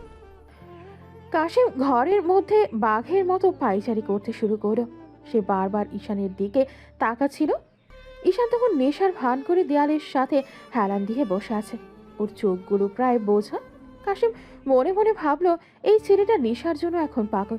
ওকে যদি আমি কাজে লাগাই তবে পুলিশ ওকে সন্দেহ করবে না। তাছাড়া জব্বারের জায়গাটা পূরণ করার মতো এই মুহূর্তে কেউ নেই যে একদম নিচ স্তর থেকে কাজগুলো বুঝবে। নেশাখোরদের নিয়ন্ত্রণ করতে হলে একজন নেশাখোরকেই দরকার। ঈশান, তুই কি পারবি জব্বারের জায়গাটা নিতে?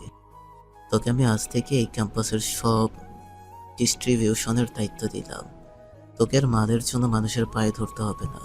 আমি তোকে সেরা জিনিস দেব, কিন্তু বিনিময়ে তোকে আমার মালের হেফাজত করতে হবে। পারবি না? আপনি সত্যি বলছেন বড় ভাই, আপনি যা বলবেন আমি তাই করব। আমাকে শুধু সময় মতো মাল দেবেন। জব্বার ভাই যা করতো আমি তার চেয়েও বেশি নিখুঁতভাবে সব করব। শুধু আমাকে ছেড়ে দেবেন না ভাই। তোর আনুগত্য দেখে আমি খুশি হলাম। মনে রাখিস, এই ব্যবসায় কোনো ভুল মানে মৃত্যু।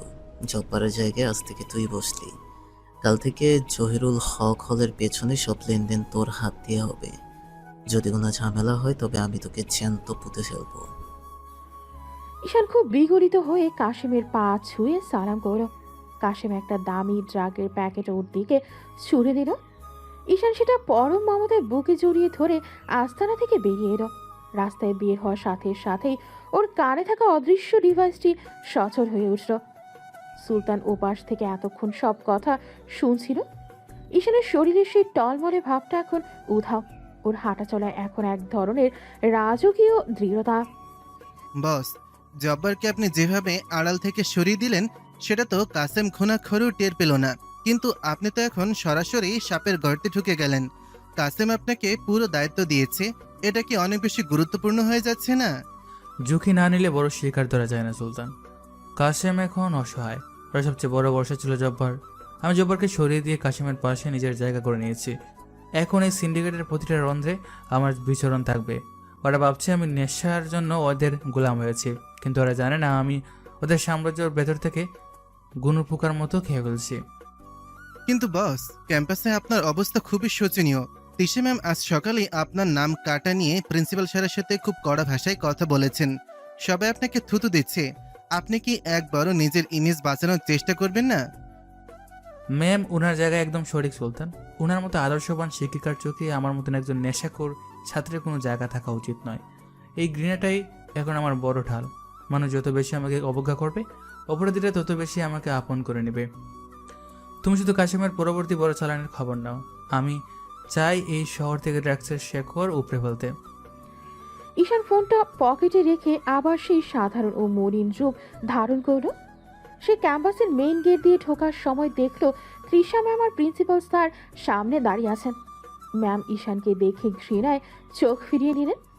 প্রিন্সিপাল স্যার একটা গভীর দীর্ঘশ্বাস ফেলে তার দিকে তাকালেন। ঈশান, তোমাকে নিয়ে আমাদের অনেক আশা ছিল, কিন্তু তুমি শেষ পর্যন্ত এই জঘন্য পথে পা দিলে।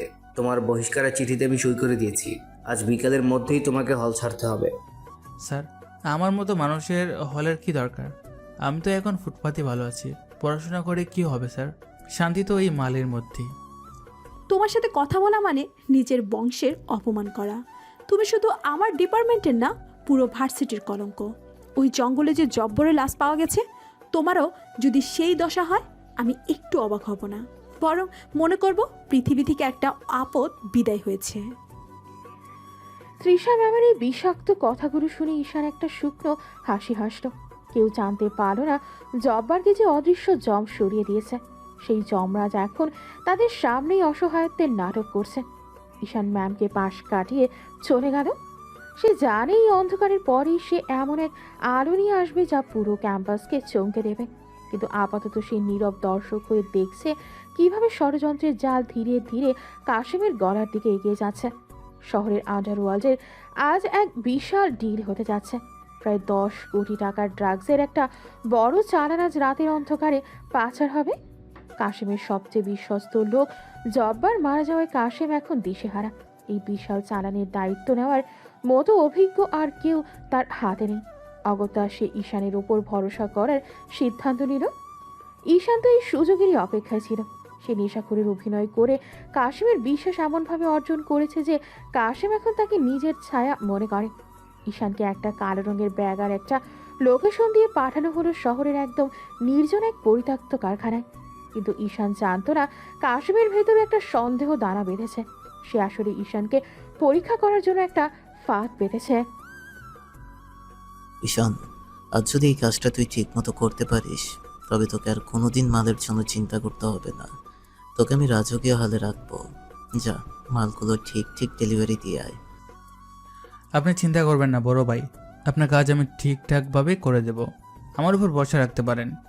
ঈশান ব্যাগটা নিয়ে খুব সাবধানে সেই পরিত্যক্ত কারখানার দিকে এগিয়ে গেল। কিন্তু কারখানায় ঢোকার সাথে সাথেই অন্ধকার থেকে 4-5টা মুখোশধারী লোক সজোরে ঈশানের উপর ঝাঁপিয়ে পড়ল। এটা ছিল কাশেমের সাজানো একটা হামলা। ঈশান প্রথমে থমকে গেল। মুহূর্তের মধ্যে তার ভেতরে থাকা সেই আসল রূপটা জেগে উঠল। মুখোশধারীদের একজন যখন ধারালো ছুরি নিয়ে ঈশানের দিকে এগিয়ে এলো, ঈশান অদ্ভুত ক্ষিপ্রতা তার হাতটা মুচড়ে দিল। বাতাসের গতিতে ঈশান একটা ডিগবাজি খেয়ে তাদের মাঝখান থেকে বেরিয়ে এলো। যে ছেলেটাকে সবাই ল্যাংড়া বা দুর্বল ভাবত, সেই এখন বিদ্যুতের মতো কাজ করছে। ঈশান বুঝতে পারলো তাকে নিজেকে লুকিয়ে রাখতে হবে। তাই সে ব্যাগটা ফেলে দিয়ে এক ঝটকায় জানালা দিয়ে বাইরের জঙ্গলের দিকে লাফ দিল। কাশেম, তুমি আমাকে পরীক্ষা করতে চেয়েছো, এবার দেখো আসল খেলা কাকে বলে। জঙ্গলটা অনেক ঘন আর অন্ধকার। ঈশান খুব দ্রুত পায়ে গাছের আড়াল নিয়ে ছুটছে। তার প্রতিটি পদক্ষেপ ছিল অত্যন্ত পেশাদার। সে খুব সাবধানে পেছনে তাকাচ্ছিল কেউ তাকে ধাওয়া করছে কিনা। হঠাৎ ঝোপঝাড়ের এক জায়গায় কিছু একটা নড়াচড়া করতে দেখে ঈশান থমকে দাঁড়ালো। সে ভাবলো হয়তো কোনো শত্রু তার জন্য উৎপেতে আছে। সে খুব নিঃশব্দে সেদিকে এগিয়ে গেল, কিন্তু যা দেখলো তার জন্য সে একদম প্রস্তুত ছিল না। ঝোপের আড়ালের শাড়িটা ছিঁড়ে যাওয়া অবস্থায় বিধ্বস্ত চুলে আর 2 চোখ ভরা জল নিয়ে দাঁড়িয়ে আছে তৃষা ম্যাম। ওনার মুখটা ফ্যাকাশে হয়ে গেছে, শরীর কাঁপছে। ঈশান এক মুহূর্তের জন্য নিজের পরিচয় ভুলে আটকে উঠল। মেমের এই দশা দেখে তার বুকের ভেতরটা যেন হাহাকার করে উঠল। সে দ্রুত দৌড়ে গিয়ে ম্যামের হাত জড়িয়ে ধরল। ম্যাম, আপনি এখানে কেন? কি হয়েছে আপনার? আপনার এই দশা কে করলো? দয়া করে আমাকে বলুন। কেউ কি আপনার ক্ষতি করেছে? তৃষা প্রথমে ভয় পিছিয়ে গেলেও ঈশানের কণ্ঠস্বর চীনের সজোরে তাকে জড়িয়ে ধরেন। ম্যাম হাউমাউ করে কাঁদতে শুরু করেন। ঈশান ম্যামকে শান্ত করার চেষ্টা করছিল, কিন্তু তার নিজের মাথাও কাজ করছিল না। ম্যামের কান্না একটু থামলে তিনি ঈশানের দিকে এমন এক দৃষ্টিতে তাকালেন যা আগে কখনো দেখা যায়নি। ম্যাম ঈশানের কলার ধরে ঝাঁকিয়ে উঠলেন। তুমি তুমি কে ঈশান? তুমি কেন নিজের জীবন এভাবে বিপন্ন করছো? আমি আজকের সবটা দেখেছি ঈশান। তোর উপর কেন আক্রমণ হয়নি?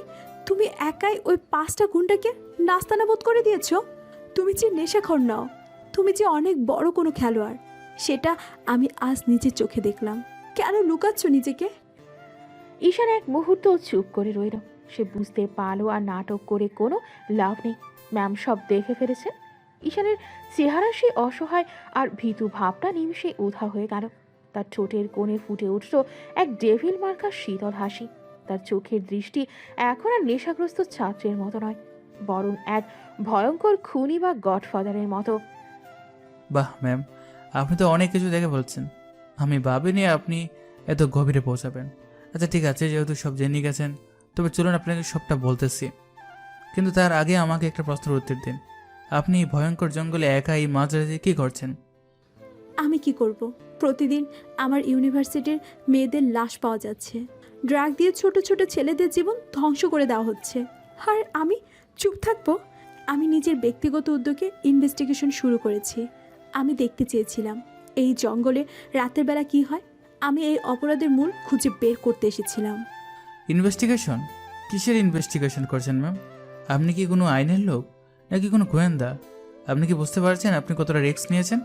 আর যদি এই অপরাধীরা আপনাকে ধরে ফেলতো, তবে আপনার কি হতো সেটা কি একবারও ভেবেছেন? আপনার যদি কোনো ক্ষতি হয়ে যেত, তবে কি আমি নিজেকে ক্ষমা করতে পারতাম? আমি আমার দায়িত্ব নিয়েছি ঈশান। আমি এই বাচ্চাদের নিজের মনে করি। এখন তাদের জীবন যখন শেষ হয়ে যাচ্ছে, তখন আমি নিজেকে কিভাবে শান্ত রাখি?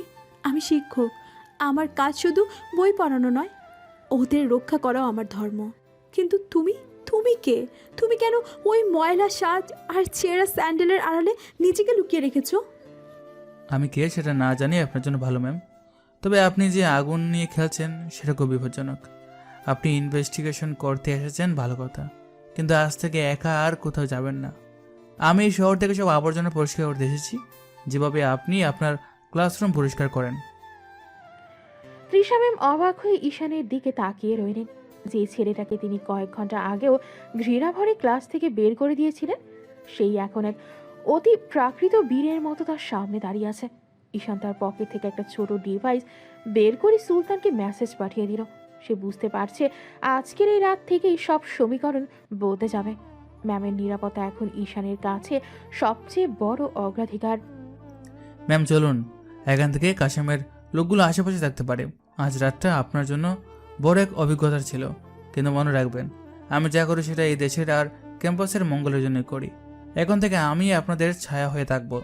আপনি চাইলেও আমাকে এড়াতে পারবেন না। ঈশান তৃষা ম্যামের হাত ধরে সাবধানে জঙ্গলের অন্য পথ দিয়ে বেরিয়ে যেতে লাগলো। ম্যাম এখনো ঘোরের মধ্যে আছেন। তিনি বুঝতে পারছেন না তিনি কি কোনো স্বপ্নের মধ্যে আছেন নাকি বাস্তবের কোনো ভয়ঙ্কর গডফাদারের সামনে। তবে এক সপ্তাহের ভেতরে ঈশান যে এই ক্যাম্পাসের পুরো রূপ বদলে দেবে তা এখন পরিষ্কার। তৃষা ম্যামের ইনভেস্টিগেশন আজ তাকে এমন এক সত্যের সামনে এনে দাঁড় করিয়েছে যা পুরো শহর কাঁপিয়ে দেওয়ার জন্য যথেষ্ট। জঙ্গলের নিস্তব্ধতা যেন আজ আরও গাঢ় হয়ে উঠেছে। ঝিঝি পোকার ডাক ছাপিয়ে তৃষা ম্যামের জোরে জোরে নিঃশ্বাস নেওয়ার শব্দ শোনা যাচ্ছে। তার সামনে দাঁড়িয়ে থাকা এই ছেলেটি কয়েক মুহূর্ত আগেও ছিল এক করুণ নেশাখর, কিন্তু এখন তার চোখের চাউনি আর কণ্ঠস্বর বদলে গেছে এক নিমেষেই। ঈশান ম্যামের হাত ছেড়ে দিয়ে সোজা হয়ে দাঁড়ালো। বনের অন্ধকারের মধ্যেও তার চোখ দুটো হীরের মতো জ্বলছে। ঈশান খুব ধীর লয়ে নিজের চশমাটা খুলে পকেটে রাখলো এবং শার্টের হাত দুটো গুটিয়ে নিল।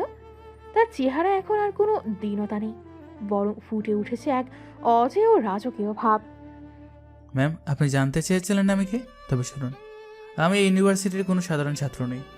আমি এখানে কোনো ডিগ্রি নিতে আসিনি। যে আন্ডারওয়ার্ল্ডের নাম শুনলে এই শহরের বড় বড় পুলিশের ঘুম হারাম হয়ে যায়, আমি হলাম সেই জগতের সব থেকে বড় গডফাদার। সবাই আমাকে চেনে, কিন্তু কেউ আমাকে দেখেনি। আমার নাম শুনলে বাঘে গরুতে এক ঘাটে জল খায়। ম্যাম, আমি হলাম সেই ঈশান মাহতাব। আমি আন্ডারওয়ার্ল্ডের কিং। তৃষা ম্যাম পাথরের মূর্তির মতো দাঁড়িয়ে রইলেন। তার চোখের পলক পড়ছে না। ঈশান মাহতাব, এই নামটা তিনি ব্যাপারে পড়েছেন, টিভির খবরে শুনেছেন, কিন্তু সেই দুর্দণ্ড প্রভাবশালী গডফাদার যে তার সামনে ছেঁড়া পোশাকে দাঁড়িয়ে থাকবে সেটা তিনি কল্পনাও করতে পারেননি। তৃষার শরীর ভয়ে অবশ্যই আসছিল, কিন্তু ঈশানের কণ্ঠে এক ধরনের অদ্ভুত সত্যতা ছিল যা তাকে ওখানে দাঁড়িয়ে থাকতে বাধ্য করল। আপনিও তো ভাবছেন একজন গডফাদার এখানে কেন? ম্যাম, আমি অপরাধের জগতের রাজা হতে পারে, কিন্তু আমি কখনো কোনো নীতিহীন অপকর্ম করিনি। আমার একটা নিজস্ব আইন আছে। কিন্তু হঠাৎ করে যখন খবর পেলাম যে আমার এলাকায় মেয়েদের উপর অত্যাচার হচ্ছে আর ড্রাগের ব্যবসা চলছে, তখন আমি চমকে গিয়েছিলাম। এর চেয়ে বড় অপমানের বিষয় হলো এই জঘন্য কাজগুলো আমার নাম ব্যবহার করে প্রচার করা হচ্ছিল। প্রথমে যখন আমার কানে এসেছিল যে গডফাদারের নির্দেশে এসব হচ্ছে, তখন আমি বিষয়টাকে তুচ্ছভাবে এড়িয়ে গিয়েছিলাম। ভেবেছিলাম ছোটো করে কোনো ছিটকে চোর হয়তো আমার নাম ভাঙিয়ে খাচ্ছে। ঈশান একটা গাছের কাণ্ডে হাত রেখে অন্ধকারের দিকে তাকিয়ে থাকলো। তার কণ্ঠস্বর এখন অনেক বেশি গম্ভীর। তৃষা ম্যাম লক্ষ্য করেন ঈশানের কথা বলার স্টাইল একদম উচ্চবিত্ত আর আর পরিশীলিত মানুষের মতো। ওর মধ্যে কোনো অসভ্যতা নেই, বরং আছে এক ভয়ঙ্কর গাম্ভীর্য। কিন্তু পরবর্তীতে যখন দেখলাম এই অপরাধের মাত্রা দিন দিন বেড়েই চলছে, যখন দেখলাম আমার ইউনিভার্সিটির পবিত্র মাটি মেয়েদের রক্তে ভিজে যাচ্ছে, তখন আমি আর শান্ত থাকতে পারিনি। কার এত বড় সাহস যে আমার নাম ব্যবহার করে এত জঘন্য কাজ করে আমার সম্মান দুলে মিশিয়ে দিচ্ছে, তাদেরকে একদম শিকড় সহ উপড়ে ফেলতে আমি নিজেই ময়দানে নেমেছি। আমি শুরু করেছি মাত্র এই সোনপুটি জব্বার আর কাশিমকে দিয়ে, কিন্তু এরা আমার আসল টার্গেট নয় ম্যাম। আমার আসল লক্ষ্য হলো তাদের পেছনে থাকা সেই রাঘব বোয়াল। কলকাঠি অন্য কেউ নাড়ছে, আর আমি তাকে খুঁজে বের করতে এসেছি। তুমি যদি সত্যি এত বড় গডফাদার হও, তবে ওই চায়ের দোকানে কাজ করা, মানুষের লাথি ঝাঁটা খাওয়া আর ওই নোংরা অভিনয় করার কি দরকার ছিল? তুমি তো চাইলে এক মুহূর্তে এই শহর তছনছ করে দিতে পারতে। ম্যাম, বাঘ যখন শিকার করে তখন সে ঝোপের আড়ালে লুকিয়ে থাকে। আমি যদি সরাসরি আমার ক্ষমতা নিয়ে আসতাম, তবে ওই আসল অপরাধীটা গর্তে লুকিয়ে যেত। তাকে বাইরে বের করার জন্য আমাকে এই অপমান আর অবহেলা সহ্য করতে হয়েছে। আপনি কি মনে করেন আপনার ওই কড়া কথাগুলো বা রাতের লাথি আমার গায়ে লেগেছে? না ম্যাম, আমার লক্ষ্য ছিল অনেক বড়। আমি চেয়েছিলাম কাসেমের একদম বিশ্বস্ত হয়ে তাদের মেইন গোদামের খবর বের করতে। আর আজ আপনি না এসে পড়লে হয়তো আমি আজই তাদের প্রধান আস্থানের খোঁজ পেয়ে যেতাম। তৃষা ম্যাম এবার একটু লজ্জিত হলেন। তিনি বুঝতে পারেন তার ইনভেস্টিগেশন করতে আসাটা আসলে ঈশানের কাজে ব্যাঘাত ঘটিয়েছে, কিন্তু তার মনে এখনো অনেক প্রশ্ন। ঈশান তার দিকে এগিয়ে এলো। এখন আর সেই নেশাখোর ছাত্রের মতো টলমল অবস্থা নেই, বরং ঈশানের হাঁটাচলায় এক ধরনের কর্তৃত্ববোধ ফুটে উঠেছে। ম্যাম, আপনি বাচ্চাদের দায়িত্ব নিয়েছেন, তাদের ভালোবাসেন, সেটা আমি সম্মান করি। কিন্তু আপনি যে পথে পা বাড়িয়েছেন সেটা কোনো সাধারণ শিক্ষিকার পথ নয়। আপনি ইনভেস্টিগেশন করেছেন। ম্যাম, আপনি কি জানেন আপনি কার বিরুদ্ধে লড়ছেন? যদি আজ আমার লোক সুলতান আশেপাশে না থাকতো আর আমি যদি সময় মতো না পৌঁছাতাম, তবে অপরাধীরা আপনার যে কী দশা করতো সেটা আপনিও ভাবতেও পারছেন না। আপনি আইনের লোক নন, আপনার কাছে কোনো অস্ত্র নেই। স্রেফ আবেগ দিয়ে এই লড়াই জেতা যায় না ম্যাম। আমি শুধু চেয়েছিলাম এই ধ্বংসটা বন্ধ হোক। আমি সহ্য করতে পারছিলাম না ঈশান। আমাকে তুমি অপরাধী বলো আর যাই বলো, আমি আমার ছাত্রদের জন্য মরতেও রাজি আছি। আপনাকে মরতে হবে না ম্যাম, মরবে তারা যারা এই পাপ শুরু করেছে। যেহেতু আপনি সবটা দেখে ফেলেছেন আর আমার আসল পরিচয় জেনে গেছেন, তাই এখন থেকে আপনার নিরাপত্তার দায়িত্ব আমার। মনে রাখবেন ম্যাম, ঈশান মাহতাব কাউকে কথা দিলে সেটা জমের সাধ্য নেই বদলানোর। আপনি এখন থেকে আগের মতোই আমার সাথে রাগ করবেন, ক্লাস থেকে বের করে দেবেন, যাতে কেউ আমাদের এই গোপন বৈঠকের কথা টের না পায়। ঈশান পকেট থেকে একটা ছোট্ট ব্ল্যাক ডায়মন্ড খচিত রিং বের করল। রিংটার দিকে তাকিয়ে ও আবার তৃষার দিকে তাকালো। তৃষা ম্যাম যেন মন্ত্রমুগ্ধের মতো সব শুনছেন। তার সামনে এক জীবন্ত উপকথা দাঁড়িয়ে আছে। যে ছেলেকে তিনি অপদার্থ ভেবেছিলেন, সে আসলে এই পুরো শহরের নিয়ন্ত্রক। ম্যাম, চলুন এখন আপনাকে পৌঁছে দিয়ে আসি, রাত অনেক হয়েছে। আর শুনেন, কাল ক্লাসে গিয়ে কিন্তু আবার আমাকে বকা দিতে বলবেন না। আমাদের নাটকটা এখনো শুরু হয়নি। আসল শতানটা ধরা না পড়া পর্যন্ত আমি বিকারে ঈশান হয়ে থাকবো। আর হ্যাঁ, আজকের পর থেকে একা কোনো দিন এই জঙ্গলের ধারে কাছেও আসবেন না। এটা ঈশান মাহতাবের আদেশ। তৃষা ম্যাম কোনো কথা বলতে পারলেন না। তিনি শুধু নীরবে ঈশানের পেছন পেছন হাঁটতে লাগলেন। তার মনে হচ্ছে এই পৃথিবীটা যতটা সরল তিনি ভেবেছিলেন, আসলে তা নয়। তার সব থেকে অবহেলিত ছাত্রটি আসলে তার সব থেকে বড় রক্ষাকর্তা। অন্ধকারের মধ্য দিয়ে ঈশান যখন তৃষা ম্যামকে নিয়ে এগিয়ে যাচ্ছিল, তখন বনের ছায়াতে মিশে থাকা সুলতানের টিম খুব সাবধানে চারপাশ পাহারা দিচ্ছিল। ঈশান মাহতাব আজ তার মুখোশ খুলে ফেলেছে শুধু এক শিক্ষিকার কান্নার কারণে। কিন্তু এই সত্যের ভার তৃষা ম্যাম কতটুকু সইতে পারবেন? সেটাই এখন দেখার বিষয়। গত রাতে সেই বড় ডিল ভেস্তে যাওয়ায় কাশেম এখন এক ক্ষিপ্ত পশুর মতো হয়ে আছে। কয়েক কোটি টাকার মাল হাতছাড়া হওয়া আর নিজের ডেরায় আক্রমণ হওয়ার ধকল সে কোনোভাবেই সইতে পারছে না। তার সব রাগ গিয়ে পড়ো ঈশানের ওপর। আস্তানার অন্ধকার ঘরে ঈশানকে দড়ি দিয়ে শক্ত করে বেঁধে রাখা হয়েছে। কাশেমের হাতে একটা মোটা চামড়ার বেঞ্চ। সে একের পর এক হিংস্র আঘাত করছে ঈশানের পিঠে। ঈশান কোনো চিৎকার করছে না, শুধু অসহ্য যন্ত্রণা চেপে দাঁত দিয়ে নিজের ঠোঁট কামড়ে পড়ে আছে। সে মনে মনে ভাবছে আজই সেই রাত যখন কাশেমের পাপের ঘোড়া পুরোপুরি পূর্ণ হবে। হারামজাদা, তোকে বিশ্বাস করে মালের দায়িত্ব দিলাম, আর তুই মাল ফেলে কুত্তার মতো পালিয়ে আসলি। আমার এত বড় লোকসান করলি তুই, আজ তোকে মেরেই ফেলবো আমি। বড় ভাই, আমি তো প্রাণ বাঁচাতে পালিয়েছি। ওরা যেভাবেই চারদিক থেকে গুলি চালাচ্ছিল, আমি তো মরে যেতাম। আমাকে ক্ষমা করে দেন ভাই, আর কখনো এমন ভুল হবে না। তোকে ক্ষমা করার মুড আজ আমার নেই। আমার মাথা আজ অনেক বেশি গরম হয়ে আছে। এই জব্বার নেই তো কি হয়েছে? এই কে আছিস? তোরা এখনই ক্যাম্পাস থেকে যে কোনো একটি মেয়েকে তুলে নিয়ে আয়। আজ এই লোকসানের ক্ষোভ আমি অন্যভাবে মেটাবো। রক্ত যখন ঝরবেই তখন একটা সুন্দরীর রক্ত ঝরো। যা, জলদি কর। কাশেমের নির্দেশে তার পোষা গুন্ডারা তৎক্ষণাৎ বেরিয়ে গেল। ঈশান মাটির উপর উপুর হয়ে পড়ে আছে। তার পিঠের চামড়া ফেটে রক্ত গড়িয়ে পড়ছে, কিন্তু আড়ালে ঈশানের চোখ দুটো এখন আগুনের গোলার মতো জ্বলছে। সে তার হাতের বাঁধনটা অনেক আগেই কৌশলে ঢিলা করে ফেলেছে। কাশেম ঘরের ভেতর পাগলের মতো পায়চারি করছে আর শয়তানের মতো হাসছে। কিছুক্ষণ পর কাশেমের লোকগুলো একটা মেয়েকে চ্যাংদোলা করে ভেতরে নিয়ে এলো। মেয়েটির মুখ কাপড়ে বাঁধা ছিল এবং সে প্রাণের ভয়ে আপ্রাণ ছটফট করছিল। কাশেম মেয়েটিকে সজোরে ধাক্কা দিয়ে বিছানায় ফেলে দিল এবং নিজের গায়ের শার্টের বোতাম খুলতে শুরু করলো। আজ তোকে বাঁচানোর মতো কেউ নেই। তোর কান্না শোনার জন্য কেউ আসবে না।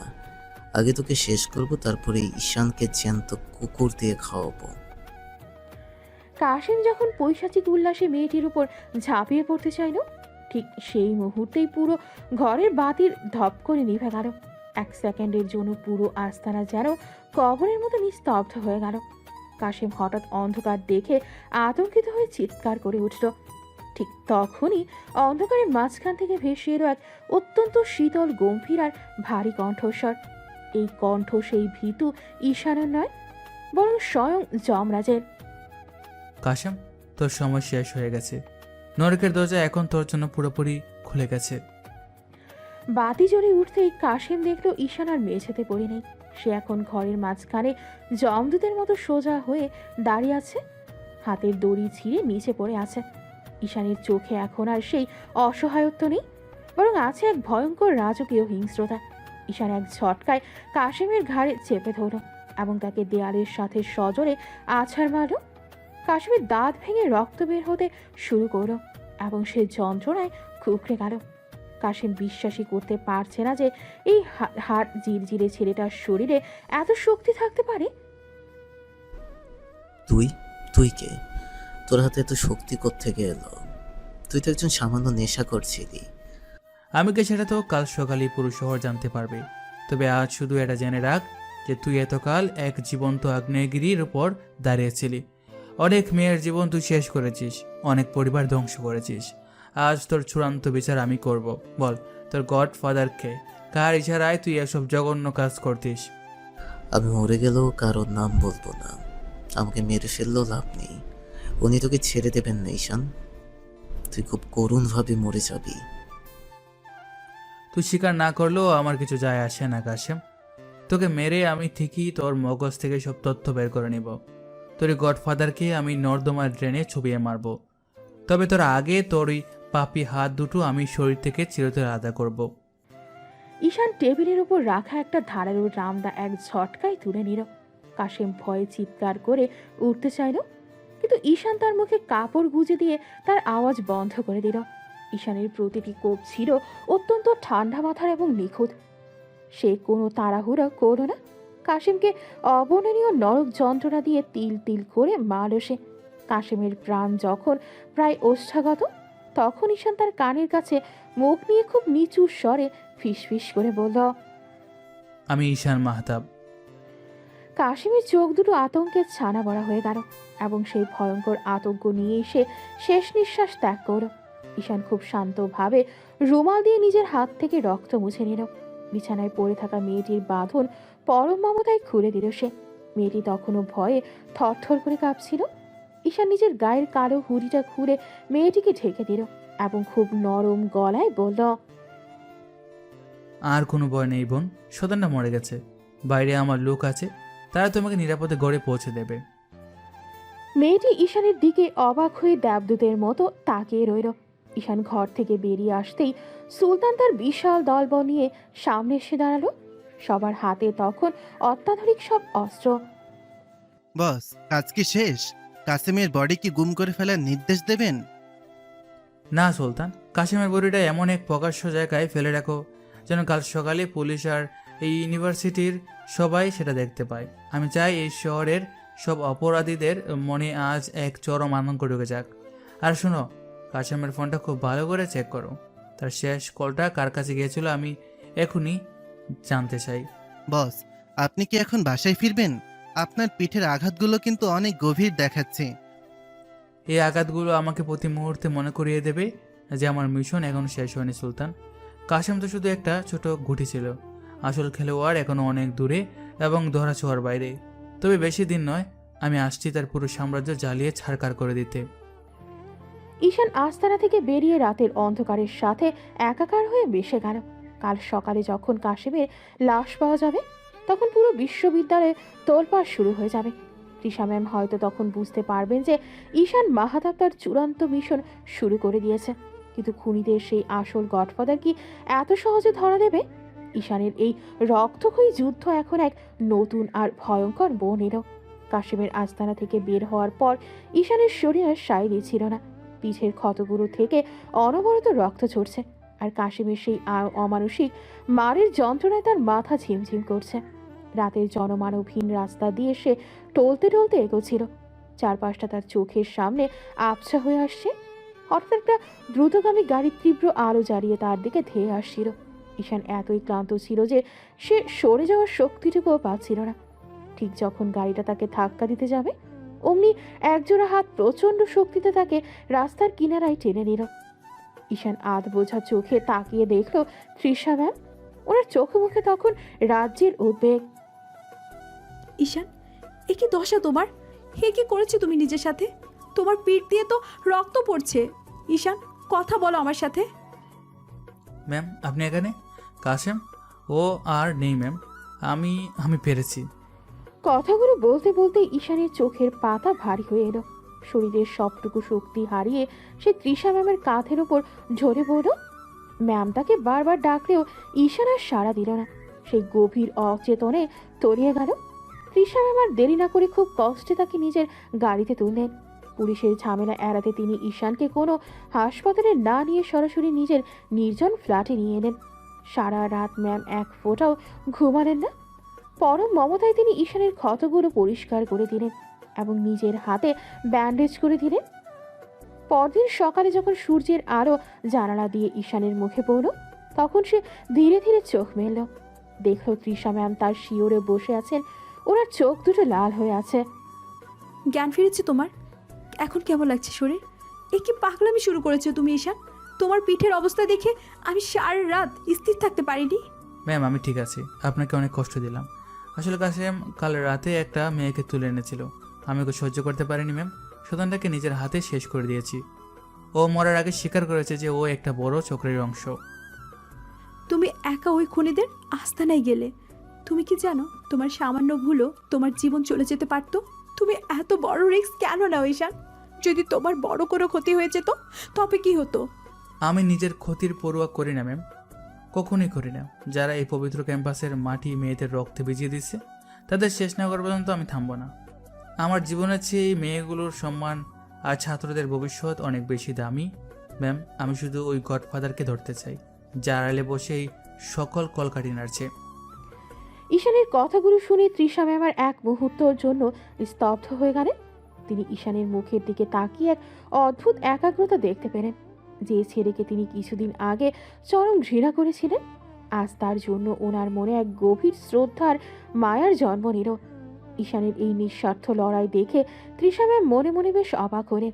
তিনি ভাবতেই পারেননি কোনো অপরাধ জগতের মানুষ এভাবে নিজের জীবন বাজি রেখে সাধারণের জন্য লড়তে পারে। ওনার মনে মনে ঈশানের জন্য এক ধরনের ভালো লাগা তৈরি হলো, কিন্তু মুখে তিনি আর তার বিন্দুমাত্র প্রকাশ করেন না। তোমার এই জেদই একদিন তোমাকে বিপদে ফেলবে ঈশান। তবে আপাতত তুমি এখানে বিশ্রাম নাও। আমি কাউকে এখানে আসতে দেব না। সুস্থ না হওয়া পর্যন্ত তুমি এই ঘর থেকে বের হবে না, এটা আমার আদেশ। ম্যাম, বাইরে অনেক কাজ বাকি। কাশিমের মৃত্যুর পর পুরো আন্ডারওয়ার্ল্ড এখন তুলপার হয়ে যাবে। আমাকে এখনই সুলতানের সাথে যোগাযোগ করতে হবে। চুপ করে শুয়ে থাকো। সুলতানা বা অন্য কেউ, সবার খবর আমি জানি। এখন তোমার সুস্থ হওয়াটা জরুরি। তুমি নিজেকে লড়াকু গডফাদার ভাবতে পারো, কিন্তু আমার কাছে তুমি এখনও আমার একজন ছাত্র, আর ছাত্রের দেখাশোনা করা শিক্ষকের দায়িত্ব। ঈশান আর প্রতিবাদ করল না। সে তৃষা ম্যামের স্নিগ্ধ চেহারার দিকে তাকিয়ে রইল। ওনার এই অযাচিত সেবা আর মায়া ঈশানের পাথুরে হৃদয়কে যেন একটু নাড়িয়ে দিল। সে বুঝতে পারল এই দীর্ঘ লড়াইয়ে সে হয়তো একা নয়, তার পাশে একজন ঢাল হয়ে দাঁড়িয়ে আছে। তবে কাশিমের মৃত্যুর পর আসল গডফাদার এখন নিশ্চয়ই নতুন কোনো চাল চালবে। সেই চাল সামলানোর জন্য ঈশানকে দ্রুত সুস্থ হয়ে উঠতেই হবে। তৃষা ম্যাম ঘর থেকে বেরিয়ে গিয়ে নিজের মনের সাথে যুদ্ধ করতে লাগলেন। এই রহস্যময় ছেলেটা আসলে কে? কেন তার জন্য ওনার মন বারবার কেঁপে উঠছে? ঢাকা বিশ্ববিদ্যালয়ের ক্যাম্পাস এখন এক রহস্যপুরীতে পরিণত হয়েছে। কাশিমের মৃত্যুর পর যেন রক্তের বন্যা বয়ে যাচ্ছে আড়ালে। গত 7 দিনে শহরের বিভিন্ন অন্ধকার গলি আর ক্যাম্পাসের নির্জন ঝোপঝাড় থেকে আরও 5 জন কুখ্যাত অপরাধীর লাশ উদ্ধার করা হয়েছে, যারা অপরাধ জগতের খবর রাখে। তারা জানে এই মৃত লোকগুলো ছিল এই শহরের ত্রাস, ড্রাগ ডিলিং আর নারী পাচারের মূল হোতা। কিন্তু সাধারণ মানুষের কাছে এরা ছিল অপরিচিত মুখ। পুলিশের খাতায় কোনো ক্লু নেই, সিসিটিভি ফুটেজে কোনো ছায়া নেই। শহর জুড়ে আতঙ্ক ছড়িয়ে পড়েছে যে এক অদৃশ্য যমরাজ অপরাধীদের বেছে বেছে শেষ করে দিচ্ছে। অথচ এই সব কিছুর মাঝখানে ঈশান তার পুরনো ছেঁড়া শার্ট আর উস্কো খুস্কো চুল নিয়ে লাইব্রেরির সিঁড়িতে বসে থাকে। কেউ তাকে দেখে সন্দেহের চোখে তাকালে সে এমন এক অসহায় আর করুণ চাহনি দেয় যে মানুষ মনে করে এই ছেলেটা তো নিজের জীবনই সামলাতে পারছে না, সে আবার কার কি করবে। কিরে ঈশান, তুই এখনো টিকে আছিস? তোর সব চেনা মানুষ তো দেখি একে একে উপরে চলে যাচ্ছে। তুই মরিস না কেন? তোকে দেখলে তো যমরাজও মনে হয় ঘৃণায় মুখ ফিরিয়ে নেয়। ভাই, আমার মতো গরিবের মরণও হয় না। আমি তো দুঃখে দুঃখে বেঁচে থাকতে আসছি। তবে যারা মারা যাচ্ছে তারা নিশ্চয়ই অনেক বড় পাপিষ্ঠ ছিল ভাই, তাই না? পাপ পুণ্য জানি না, কিন্তু শহরটা এখন কার হাতের মুঠোয় চলে যাচ্ছে সেটা বুঝতে পারছিস না? তোর মতো ফালতু ছেলে এসব বুঝবি না। যা, গিয়ে চা খেয়ে আয়। রাহাত যখন কথাগুলো বলে চলে যাচ্ছিল, ঈশানের ঠোঁটের কোণে এক সিলতে শীতল হাসি ফুটে উঠল। রাহাত জানে না তার ঠিক পাশেই দাঁড়িয়ে আছে সেই যমরাজ, যে গতকাল রাতেই কাশিমের ডেরার প্রধান অস্ত্র সরবরাহকারীকে জীবন্ত পুড়িয়ে মেরেছে। ঈশান খুব ধীর লয়ে তার ব্যাগটা কাঁধে নিয়ে হাঁটতে শুরু করল। তার চোখের নিচে এখন গভীর ক্লান্তি, কিন্তু দৃষ্টিতে আছে শিকারী বাঘের তীক্ষ্ণতা। সে একের পর এক শেকড় কাটছে যাতে আসল গাছটা উপড়ে পড়ে। এই খুনের মিছিল এখন পৌঁছে গেছে সেই রহস্যময় গডফাদারের কানে। শহরের এক আলিশান প্রাসাদের অন্ধকার ঘরে বসে রাগে ফুঁসছে সেই ক্ষমতার অধিকারী মানুষটি, যার নাম শুনলে প্রশাসনও থমকে যায়। তার নাম শেখর। কে? কার এত বড় সাহস যে আমার সাম্রাজ্যে ঢুকে আমার লোকগুলোকে মাটির সাথে মিশিয়ে দিচ্ছে? জব্বার গেল, কাসেম গেল, আজ আমার বিশ্বস্ত লোকগুলোও শেষ হয়ে যাচ্ছে, অথচ তোমরা কেউ জানো না খুনিটা কে। বস, লোকটা কোনো সাধারণ অপরাধী নয়। সে কোনো চিহ্ন রেখে যাচ্ছে না। পুলিশও অন্ধকারে হাতড়াচ্ছে। মনে হচ্ছে কেউ আমাদের উপর ব্যক্তিগত প্রতিশোধ নিচ্ছে। ব্যক্তিগত প্রতিশোধ? শেখরের সাথে প্রতিশোধ নেওয়ার মতো সাহস কার আছে এই শহরে? আমার ড্রাগসের চেন ভেঙে পড়েছে, ক্যাম্পাসের সাপ্লাই বন্ধ। যারা আমার হয়ে কাজ করতো তারা এখন যান বাঁচাতে গর্তে লুকাচ্ছে। আমি চাই তাকে খুঁজে বের করতে। সে যদি কোনো অদৃশ্য শক্তি হয় তাকে আমি টেনে বের করব। আমার প্রতিটি ডিলারকে বলো এবার থেকে সব ডিল দিনের আলোতেই হবে। আমি দেখতে চাই কে আমার সামনে দাঁড়ায়। শেখর যখন ঘরের আলোতে এসে দাঁড়ালো, তখনও তার মুখটা ছিল ছায়ায় ঢাকা, কিন্তু তার কণ্ঠস্বর ছিল এক পিশাচের মতো। সে বুঝতে পারছে তার রাজত্ব এখন হুমকির মুখে। এদিকে ঈশান ক্লাসে তৃষা ম্যামের একদম পেছনের বেঞ্চে বসে ঝিমোচ্ছিল। ম্যাম যখন বোর্ডে লিখছিলেন তখন তার মন ছিল ঈশানের ওপর। তিনি জানেন এই শান্ত ছেলেটি রাতে নরক গুলজার করে আসে। ম্যাম মাঝে মধ্যে আর চোখে ঈশানের দিকে তাকাচ্ছিলেন, যেন এক ধরনের অঘোষিত নিরাপত্তা বলয় অনুভব করছিলেন। ক্লাসের শেষে ম্যাম সবাইকে বের করে দিয়ে ঈশানকে রাখলেন। ঈশান, তুমি কি সুস্থ আছো? তোমার চেহারা দিন দিন কেমন জানি পাথর হয়ে যাচ্ছে। আমি প্রতিদিন খবরের কাগজে যেসব লাশের খবর পড়েছি সেগুলো কি তোমারই কাজ? ম্যাম, আমি তো একজন সাধারণ ছাত্র। আমার বহিষ্কার আদেশ তো ঝুলে আছে। আমি আবার কার লাশ ফেলবো? আপনি কেন এসব ভাবছেন? আমাকে মিথ্যা বলো না ঈশান মাহাতাব। আমি জানি ওই শান্ত চেহারার আড়ালে এক দানব লুকিয়ে আছে। তুমি একের পর এক মানুষ মারছো, এটা কি ঠিক হচ্ছে? আইন তো আছে। যে আইন অপরাধীদের পকেটে থাকে সে আইনের দোহাই আমাকে দেবেন না। আমি মানুষ মারছি না ম্যাম, আমি ভাইরাস পরিষ্কার করছি। এই শহর যখন পচে যাচ্ছিল তখন আপনারা কেউ এগিয়ে আসেননি। আমি আসছি আমার নিজের স্টাইলে বিচার করতে। শেখর নড়ে চড়ে উঠছে ম্যাম।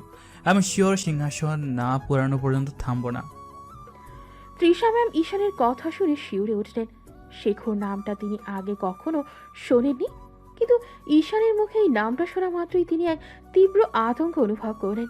ঈশান যখন ক্লাস থেকে বেরিয়ে যাচ্ছিল তখন সে একদম শান্ত, তার চলনে কোনো অস্থিরতা নেই। সে জানে শেখর এখন পাগল হয়ে তাকে খুঁজছে, কিন্তু শেখর কোনো দিন কল্পনাও করতে পারবে না যে তার মরণবান হয়ে এক ছেঁড়া পোশাকে ছেড়ে প্রতিদিন তার চোখের সামনে দিয়ে ঘুরে বেড়ায়। ঈশান এখন এক ছায়া, যে ছায়া এখন ধীরে ধীরে শেখরের গলায় ফাঁস হয়ে দাঁড়াচ্ছে। শেখর, তোমার দিন শেষ হয়ে আসছে। তুমি যত বড়ই জালে বিছাও না কেন, সেই জালে তুমি নিজেই আটকে পড়বে। আমি আসছি তোমার ডেরায় খুব শীঘ্রই। বিকেলের আলো যখন ম্লান হয়ে আসছিল, ঈশানকে দেখা গেল হলের সামনের এক নোংরা বেঞ্চে বসে একা একা হাসছে। সবাই তাকে পাগল ভেবে পাশ কাটিয়ে চলে যাচ্ছিল। কেউ জানতো না এই হাসিটা ছিল এই শহরের সব অপরাধীদের জন্য এক অশনি সংকেত। শেখরের গডফাদার হওয়ার দিনগুলো এখন গুনতি শুরু হয়ে গেছে। শেখরের প্রাসাদে আজ বাতাসের গতিও যেন থমকে গেছে। অন্ধকার ঘরে শুধু একটি টেবিল ল্যাম্প জ্বলছে, আর সেই আলোর নিচে দাঁড়িয়ে ছিটিয়ে আছে কিছু অস্পষ্ট ছবি। শেখর দীর্ঘক্ষণ ধরে একটি ছবির দিকে এক দৃষ্টিতে তাকিয়ে আছে। ছবিটিতে দেখা যাচ্ছে এক উস্কো খুস্কো চুলের ছেলেকে, যে লাইব্রেরির সামনে মলিন মুখে বসে থাকে। ছবিটা দেখতে দেখতে শেখরের কপালে ভাঁজ পড়ল। সে তার স্মৃতি হাতড়াতে লাগলো। এই মুখ, এই চাহনি যেন তার খুব চেনা।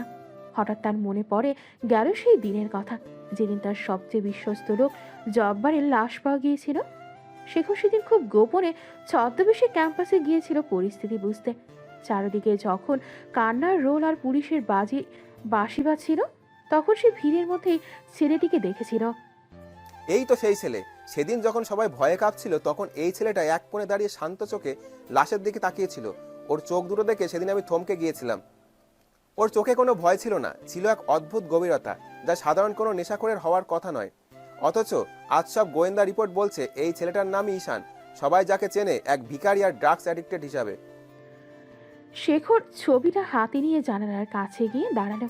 বাইরে রাতের শহর জ্বলছে, কিন্তু তার বুকের ভেতর এখন এক আগ্নেয়গিরি ফুটছে। সে বুঝতে পারছে সে যাকে অবহেলা করেছিল সেই এখন তার শিকড় কাটছে। শেখরের কাছে এখন পরিষ্কার হয়ে গেল যে এই ঈশানই আসলে সেই রহস্যময় ঘাতক, যে তার পুরো সাম্রাজ্য তছনছ করে দিচ্ছে। কিন্তু একটা সাধারণ ছাত্র কেন নিজেকে এভাবে বিলিয়ে দিয়ে আন্ডারওয়ার্ল্ডের গডফাদার হিসেবে আবির্ভূত হলো, সেটা শেখরের বুদ্ধির বাইরে। ঈশান মাহাতাব নামটা সে আগেও শুনেছে, কিন্তু নিরীহ রূপের আড়ালে সে ভাগ লুকিয়ে থাকতে পারে তা সে কল্পনাও করতে পারেনি। কালু, এদিকে আয়, এই ছবিটা ভালো করে দেখ। এই ছেলেটাকেই তো আমরা প্রতিদিন ক্যাম্পাসে লাথি মারি, তাই না? রাহাতের রিপোর্ট অনুযায়ী ও তো একটা নর্দমার কিট। জি বস, এই তো সেই ঈশান। পড়াশোনায় খুব ভালো ছিল, কিন্তু এখন তো ড্রাগস খেয়ে শেষ হয়ে গেছে। ওকে নিয়ে ভাবার কি আছে বস? ও তো একটা জ্যান্ত মরা মানুষ। মূর্খ, জ্যান্ত মরা মানুষ হলেও ও আমার কাসেমকে মারতে পারতো না। তোরা যাকে নেশাখোর ভাবছিস সে আসলে তোদের সবার জম। ও নেশাখোর নয়, ও নেশাখোরের অভিনয় করছে যাতে তোদের একদম কাছে পৌঁছাতে পারে। ও ঈশান মাহাতাব, ও আন্ডারওয়ার্ল্ডের সেই কিং, যে কিনা এখন আমার গলায় ফাঁস হয়ে দাঁড়িয়েছে। আমি ভেবেছিলাম ও কোনো সাধারণ শত্রু, কিন্তু ও তো দেখছি পুরো শহরকে নিজের হাতের ইশারায় নাচাচ্ছে। শেখরের কণ্ঠস্বরে এখন এক ধরনের হিংস্রতার জেদ ফুটে উঠল। সে বুঝতে পারছে ঈশান তাকে ধ্বংস করার জন্য ধাপে ধাপে এগোচ্ছে। ঈশান কোনো সাধারণ ছাত্র নয় যে ভয় পাবে, সে এক ধুরন্ধর খেলোয়াড়। শেখরের মনে মনে এক ভয়ঙ্কর পরিকল্পনা জন্ম দিল। সে ঠিক করল, ঈশানকে যদি সরাসরি মারা না যায় তবে তাকে মানসিকভাবে পঙ্গু করে দিতে হবে।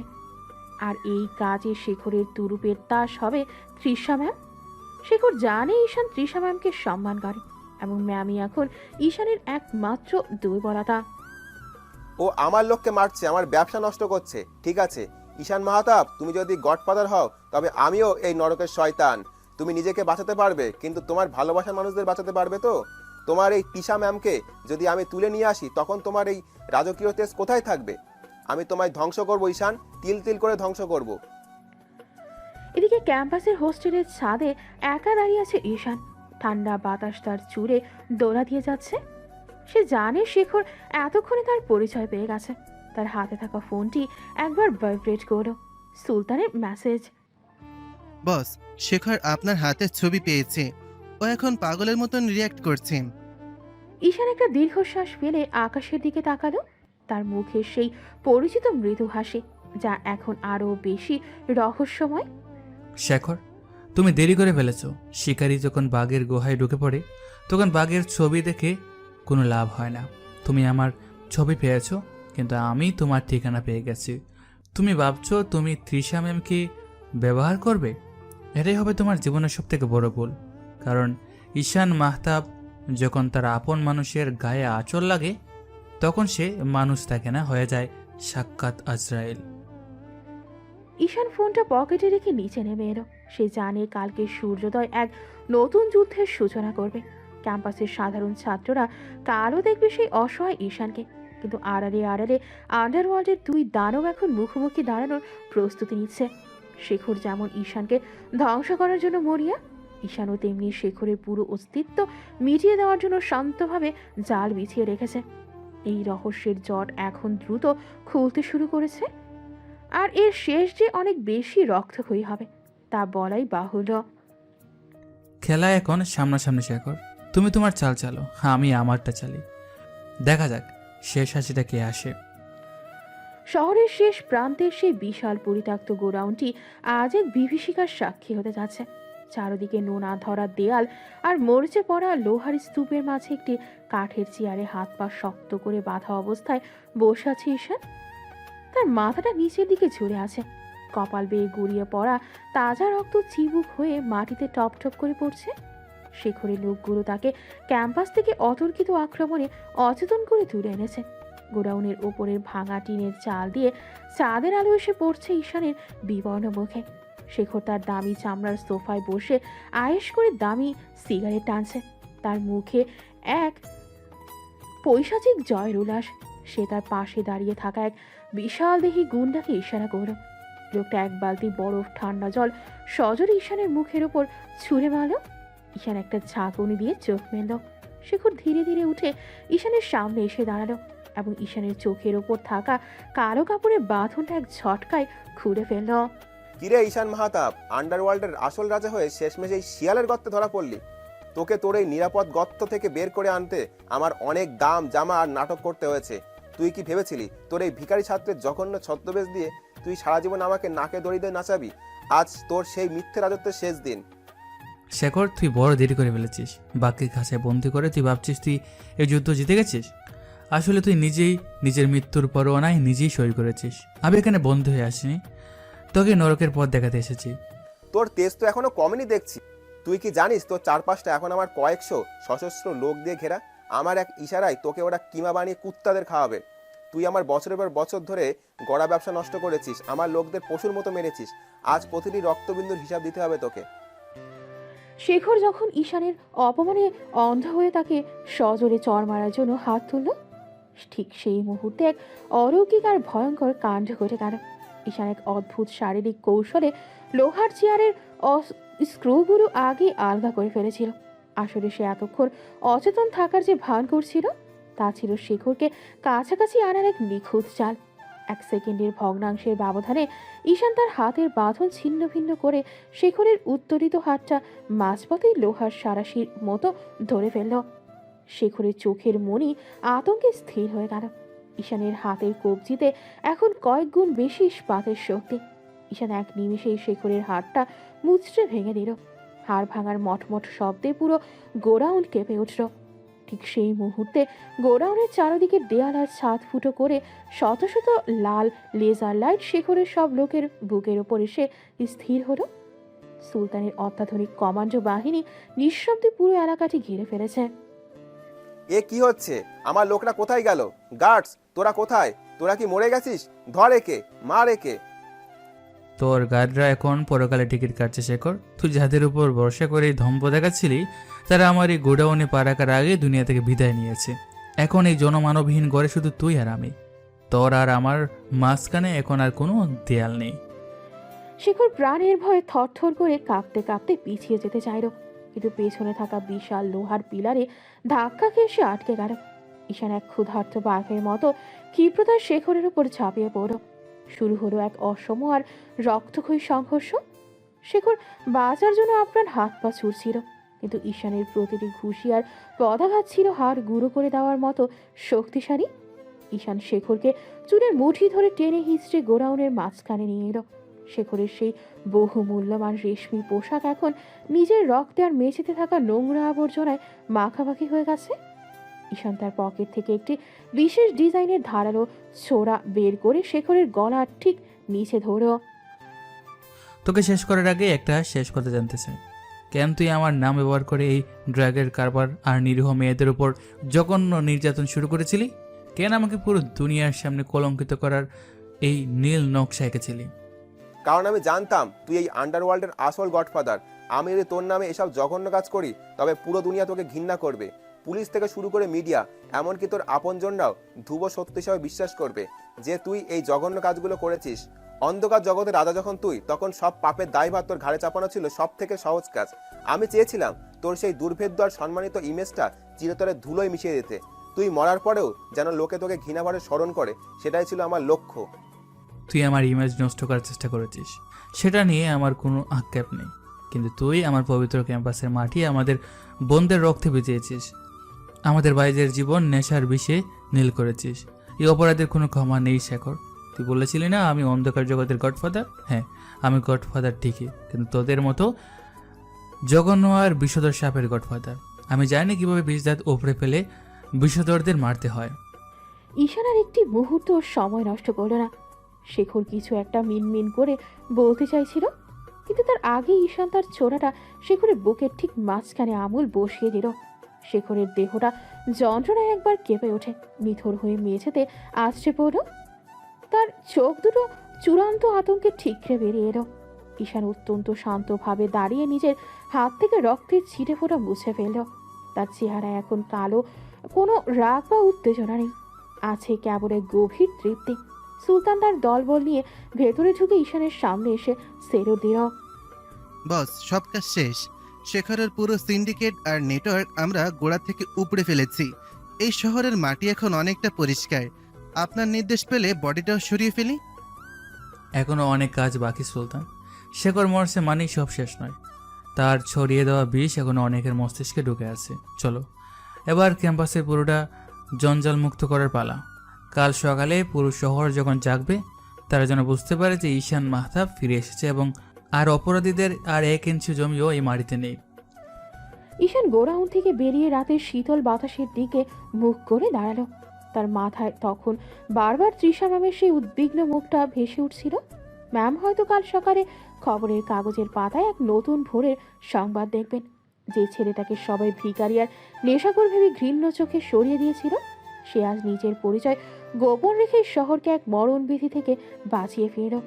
ঈশান মাহতাব নামের সেই আসল গডফাদার আজ থেকে অপরাধীর ইতিহাসে এক নতুন আর অনিবার্য অধ্যায় লিখে ফেলল। শেখরের পতনের পর পুরো শহর যেন এক অদ্ভুত থমথমে নীরবতায় ঢেকে গেছে। শহরের প্রতিটি মোড়ে পুলিশের টহল, সংবাদপত্রের পাতায় শুধু রক্তক্ষয়ী সংঘর্ষের খবর। কিন্তু এই ধ্বংসলীলার গভীরে যে এক অদৃশ্য নায়ক কাজ করছে তা সাধারণ মানুষের কল্পনার বাইরে। কাশেম এবং শেখরের মতো বাঘা বাঘা অপরাধীদের মৃত্যুর পর তাদের দলের বাকি সদস্যরা এখন ভয়ে কুঁকড়ে আছে। কিন্তু ঈশান জানে বিষধর সাপের লেজ কাটলে হয় না, তার মাথাটা পুরোপুরি থেতলে দিতে হয়। আজ সে শেষবারের মতো তার সেই পুরনো ধুলোবাড়ি মাখা শার্ট আর উস্কো খুস্কো চুলের ছদ্মবেশটি ধারণ করল। তাকে দেখে কেউ বুঝতেই পারবে না যে এই ছেলেটি গত কয়েক রাতেই শহরের অপরাধ জগতের মানচিত্র বদলে দিয়েছে। সে ক্যাম্পাসের কেন্দ্রীয় লাইব্রেরির সামনে এসে দাঁড়ালো। গধূলির ম্লান আলোয় তাকে এক নিঃসঙ্গ কিন্তু অজেয় যোদ্ধার মতো দেখাচ্ছিল। বস, শেখরের ব্যক্তিগত ডায়েরি থেকে এক ভয়ঙ্কর তথ্য পাওয়া গেছে। শেখর মারা যাওয়ার আগে তার শেষ চাল হিসাবে ক্যাম্পাসের প্রধান হলে এক বিশাল বিস্ফোরণ পরিকল্পনা করে গিয়েছিল। আজ রাতেই সে নারকীয় ধ্বংসযোগ্য হওয়ার কথা। ওরা চায় শত শত ছাত্রের রক্ত ঝরিয়ে আপনার বিজয়টাকে বিষাদে রূপ দিতে। শেখর মরেছে কিন্তু তার পৈশাচিক প্রেতাত্মারা এখনও সক্রিয় আছে সুলতান। ওরা ভেবেছে আমি জিতে গিয়ে শান্ত হয়ে বসে আছি। তুমি তোমার স্পেশাল ফোর্স নিয়ে সাদা পোশাকে হলের প্রতিটি প্রবেশপত্র ঘিরে ফেলো। আজ আমি কোনো আগ্নেয়াস্ত্র ছোব না। এই জঘন্য পরিকল্পনা শেষ আমি নিজের খালি হাতে শেষ করতে চাই। ঈশান যখন হলের দিকে ধীর পায়ে এগোছিল তখন করিডোরে তার সামনে এসে দাঁড়ালেন তৃষা ম্যাম। ম্যামের হাতে আজকের বিকেলের বিশেষ সংস্করণ পত্রিকা, যেখানে শেখরের মৃত্যুর খবর বড় করে ছাপা হয়েছে। ম্যামের চোখ দুটো আজ জলে টলমল করছে। তিনি বুঝতে পারছেন এই বড় পরিবর্তনের পেছনে কোনো শক্তি কাজ করছে। তিনি চারপাশের উৎসুক ছাত্রদের তোয়াক্কা না করে ঈশানের হাতটা পরম মমতায় চেপে ধরলেন। ছাত্ররা তখনও ঈশানকে দেখে উপহাসের হাসি হাসছিল। কিন্তু তৃষা ম্যাম আজ সেই সব অবজ্ঞাকে নিজের সাহসিকতা দিয়ে তুচ্ছ করে দিলেন। তুমি কি আজও লড়াই করতে যাচ্ছ ঈশান? আমি জানি তুমি কে, আমি জানি তোমার ক্ষমতা কতটুকু, কিন্তু আমার মন আজ বড্ড কুকাইছে। কেন বারবার নিজের জীবনকে এভাবে বাজি রাখছো তুমি? তোমার কি নিজের প্রাণের একটুকু মায়া নেই? ম্যাম, মায়া থাকলে মানুষের মুক্তি আসে না। আমি এই ক্যাম্পাসের মাটি থেকে অপরাধের পচা গন্ধ দূর করার শপথ নিয়েছি। আপনি শুধু আজ আমার জন্য প্রার্থনা করুন। আজকের পর এই ক্যাম্পাসে আর কোনো বনের আর্তনাদ শোনা যাবে না। কোনো মেধাবী ছাত্র নেশার নীল বিষে শেষ হয়ে যাবে না। আজ রাতেই এই অন্ধকারে শেষ হবে ম্যাম। তৃষা ম্যামের হাত ছেড়ে দিয়ে ঈশানের দৃঢ় সংকল্প নিয়ে হলের কিচেন এরিয়ার দিকে হাঁটা দিল। তার প্রতিটি পদক্ষেপ ছিল অত্যন্ত সুপরিকল্পিত। অন্ধকারের ধোয়ার আড়ালে সে দেখতে পেল শেখরের 3 বিশ্বস্ত সহযোগী আকরাম, শওকত আর রতন। তারা ডাইনিং হলের প্রধান গ্যাস পাইপলাইনের কাছে একটা বড় কালো ব্যাগ নিয়ে খুব সতর্কতার সাথে কাজ করছে। তাদের চোখে মুখে তখন ধ্বংসের উন্মাদনা। ঈশান দেয়ালের আড়ালে থেকে তাদের প্রতিটি কথা শুনছিল এবং তার চোয়াল শক্ত হয়ে উঠছিল। রতন, কানেকশনটা ঠিক মতো দিস। বস আমাদের বলে গিয়েছে আমরা যদি ধরাও পড়ি তবে যেন এই হলটা আর আস্ত না থাকে। কাসেম আর জব্বার ভাইয়ের রক্তের বদলা আজ আমরা নেবই। সময় কিন্তু একদম কম। রাত 8টা বাজার সাথে সাথেই আগুন জ্বলে উঠবে। ডাইনিংয়ে এখন সবথেকে বেশি ভিড়। আজ পুরো শহর কাঁপবে আমাদের বিস্ফোরণে। ঈশান আর এক মুহূর্ত সময় দিল না। সে অন্ধকারের বুক চিরে এক কাল বৈশাখী ঝড়ের মতো তাদের উপর আছড়ে পড়ল। আকরাম কিছু বুঝে ওঠার আগেই ঈশান তার গলার নড়ি চেপে ধরে তাকে সজোরে দেয়ালের সাথে আছাড় মারল। শওকত আর রতন ভয়ে পিস্তল বের করতে চাইল, কিন্তু ঈশানের বিদ্যুৎ গতির লাথিতে তাদের হাতের অস্ত্র ছিটকে অনেক দূরে গিয়ে পড়ল। শুরু হলো এক অসম আর রক্তক্ষয়ী লড়াই। ঈশান আজ কোনো কৃপা দেখাচ্ছিল না। সে আকরামের হাতটা এক মোচড়ে ভেঙে দিল এবং রতনকে লক্ষ্য করে এক মরণ ঘাতি ঘুষি চালালো। অপরাধীদের আর্তনাদ কিচেনের উত্তপ্ত বাতাসে মিশে যেতে লাগলো। তোদের বস শেখর এখন নরকের আগুনের স্বাদ নিচ্ছে। তোরা কি ভেবেছিলি তোদের এই পৈশাচিক পরিকল্পনা আমি সফলতা দেব? এই বিদ্যাপীঠ আমার কাছে পবিত্র মন্দির, আর এখানে যারা রক্তপাত করতে আসে তাদের আমি জ্যান্ত মাটিতে চাপা দিই। বল আকরাম, আর কেউ কি আছে তোদের সাথে? না, আমরাই শেষ। আমাদের ছেড়ে দেন ভাই, আমরা শুধু হুকুম মানছিলাম। পাপের হুকুম মানাও সমান অপরাধ রতন। তোদের বেচার এখন এই শহর দেখবে। ঈশান তাদের 3 জনকে দড়ি দিয়ে বেঁধে ফেলে রাখলো এবং সুলতানকে নির্দেশ দিল তাদের তুলে নিয়ে যাওয়ার জন্য। ঈশান যখন কিচেন থেকে বের হয়ে এলো, তার সারা শরীরে ধুলো আর লড়াইয়ের চিহ্ন। সে বাগানের পথ দিয়ে যাওয়ার সময় দেখলেও তৃষা ম্যাম তখনও উৎকণ্ঠা নিয়ে সেখানে দাঁড়িয়ে আছেন। ম্যাম তাকে অক্ষত দেখে এক দৌড়ে কাছে চলে এলেন এবং তাকে জড়িয়ে ধরেন। ম্যামের চোখের জল আজ বাধা মানছে না। তিনি বুঝতে পারছেন ঈশান আজ শুধু একটি হল নয়, শত শত প্রাণ বাঁচিয়েছে। তুমি ঠিক আছো তো ঈশান? তোমার হাত থেকে রক্ত পড়ছে, হে কি অবস্থা করেছো নিজের? ম্যাম, এই রক্ত বিজয় আজ থেকে এই শহর আর ক্যাম্পাস পুরোপুরি কলঙ্কমুক্ত। আমি আমার কাজ শেষ করেছি, তবে মনে রাখবেন এই মলিন পোশাকের ছাত্র ঈশানকে হয়তো কাল থেকে আর কেউ দেখবে না। ঈশান মাহতাব তার আসল সত্তায় ফিরে যাবে।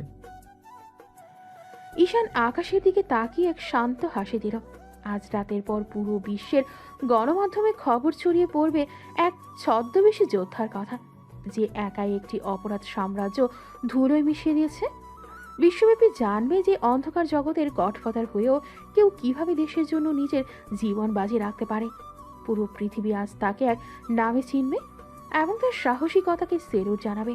কিন্তু এই পরিবর্তনের পর তৃষা ম্যামের সাথে তার ভবিষ্যৎ কি হবে?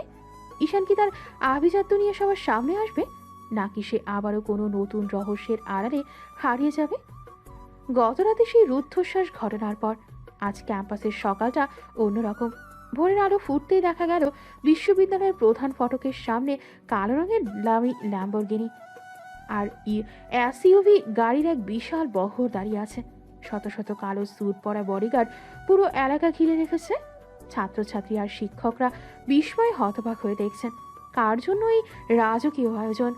ঠিক সেই সময় গাড়ির দরজা খুলে বেরিয়ে এলো এক যুবক।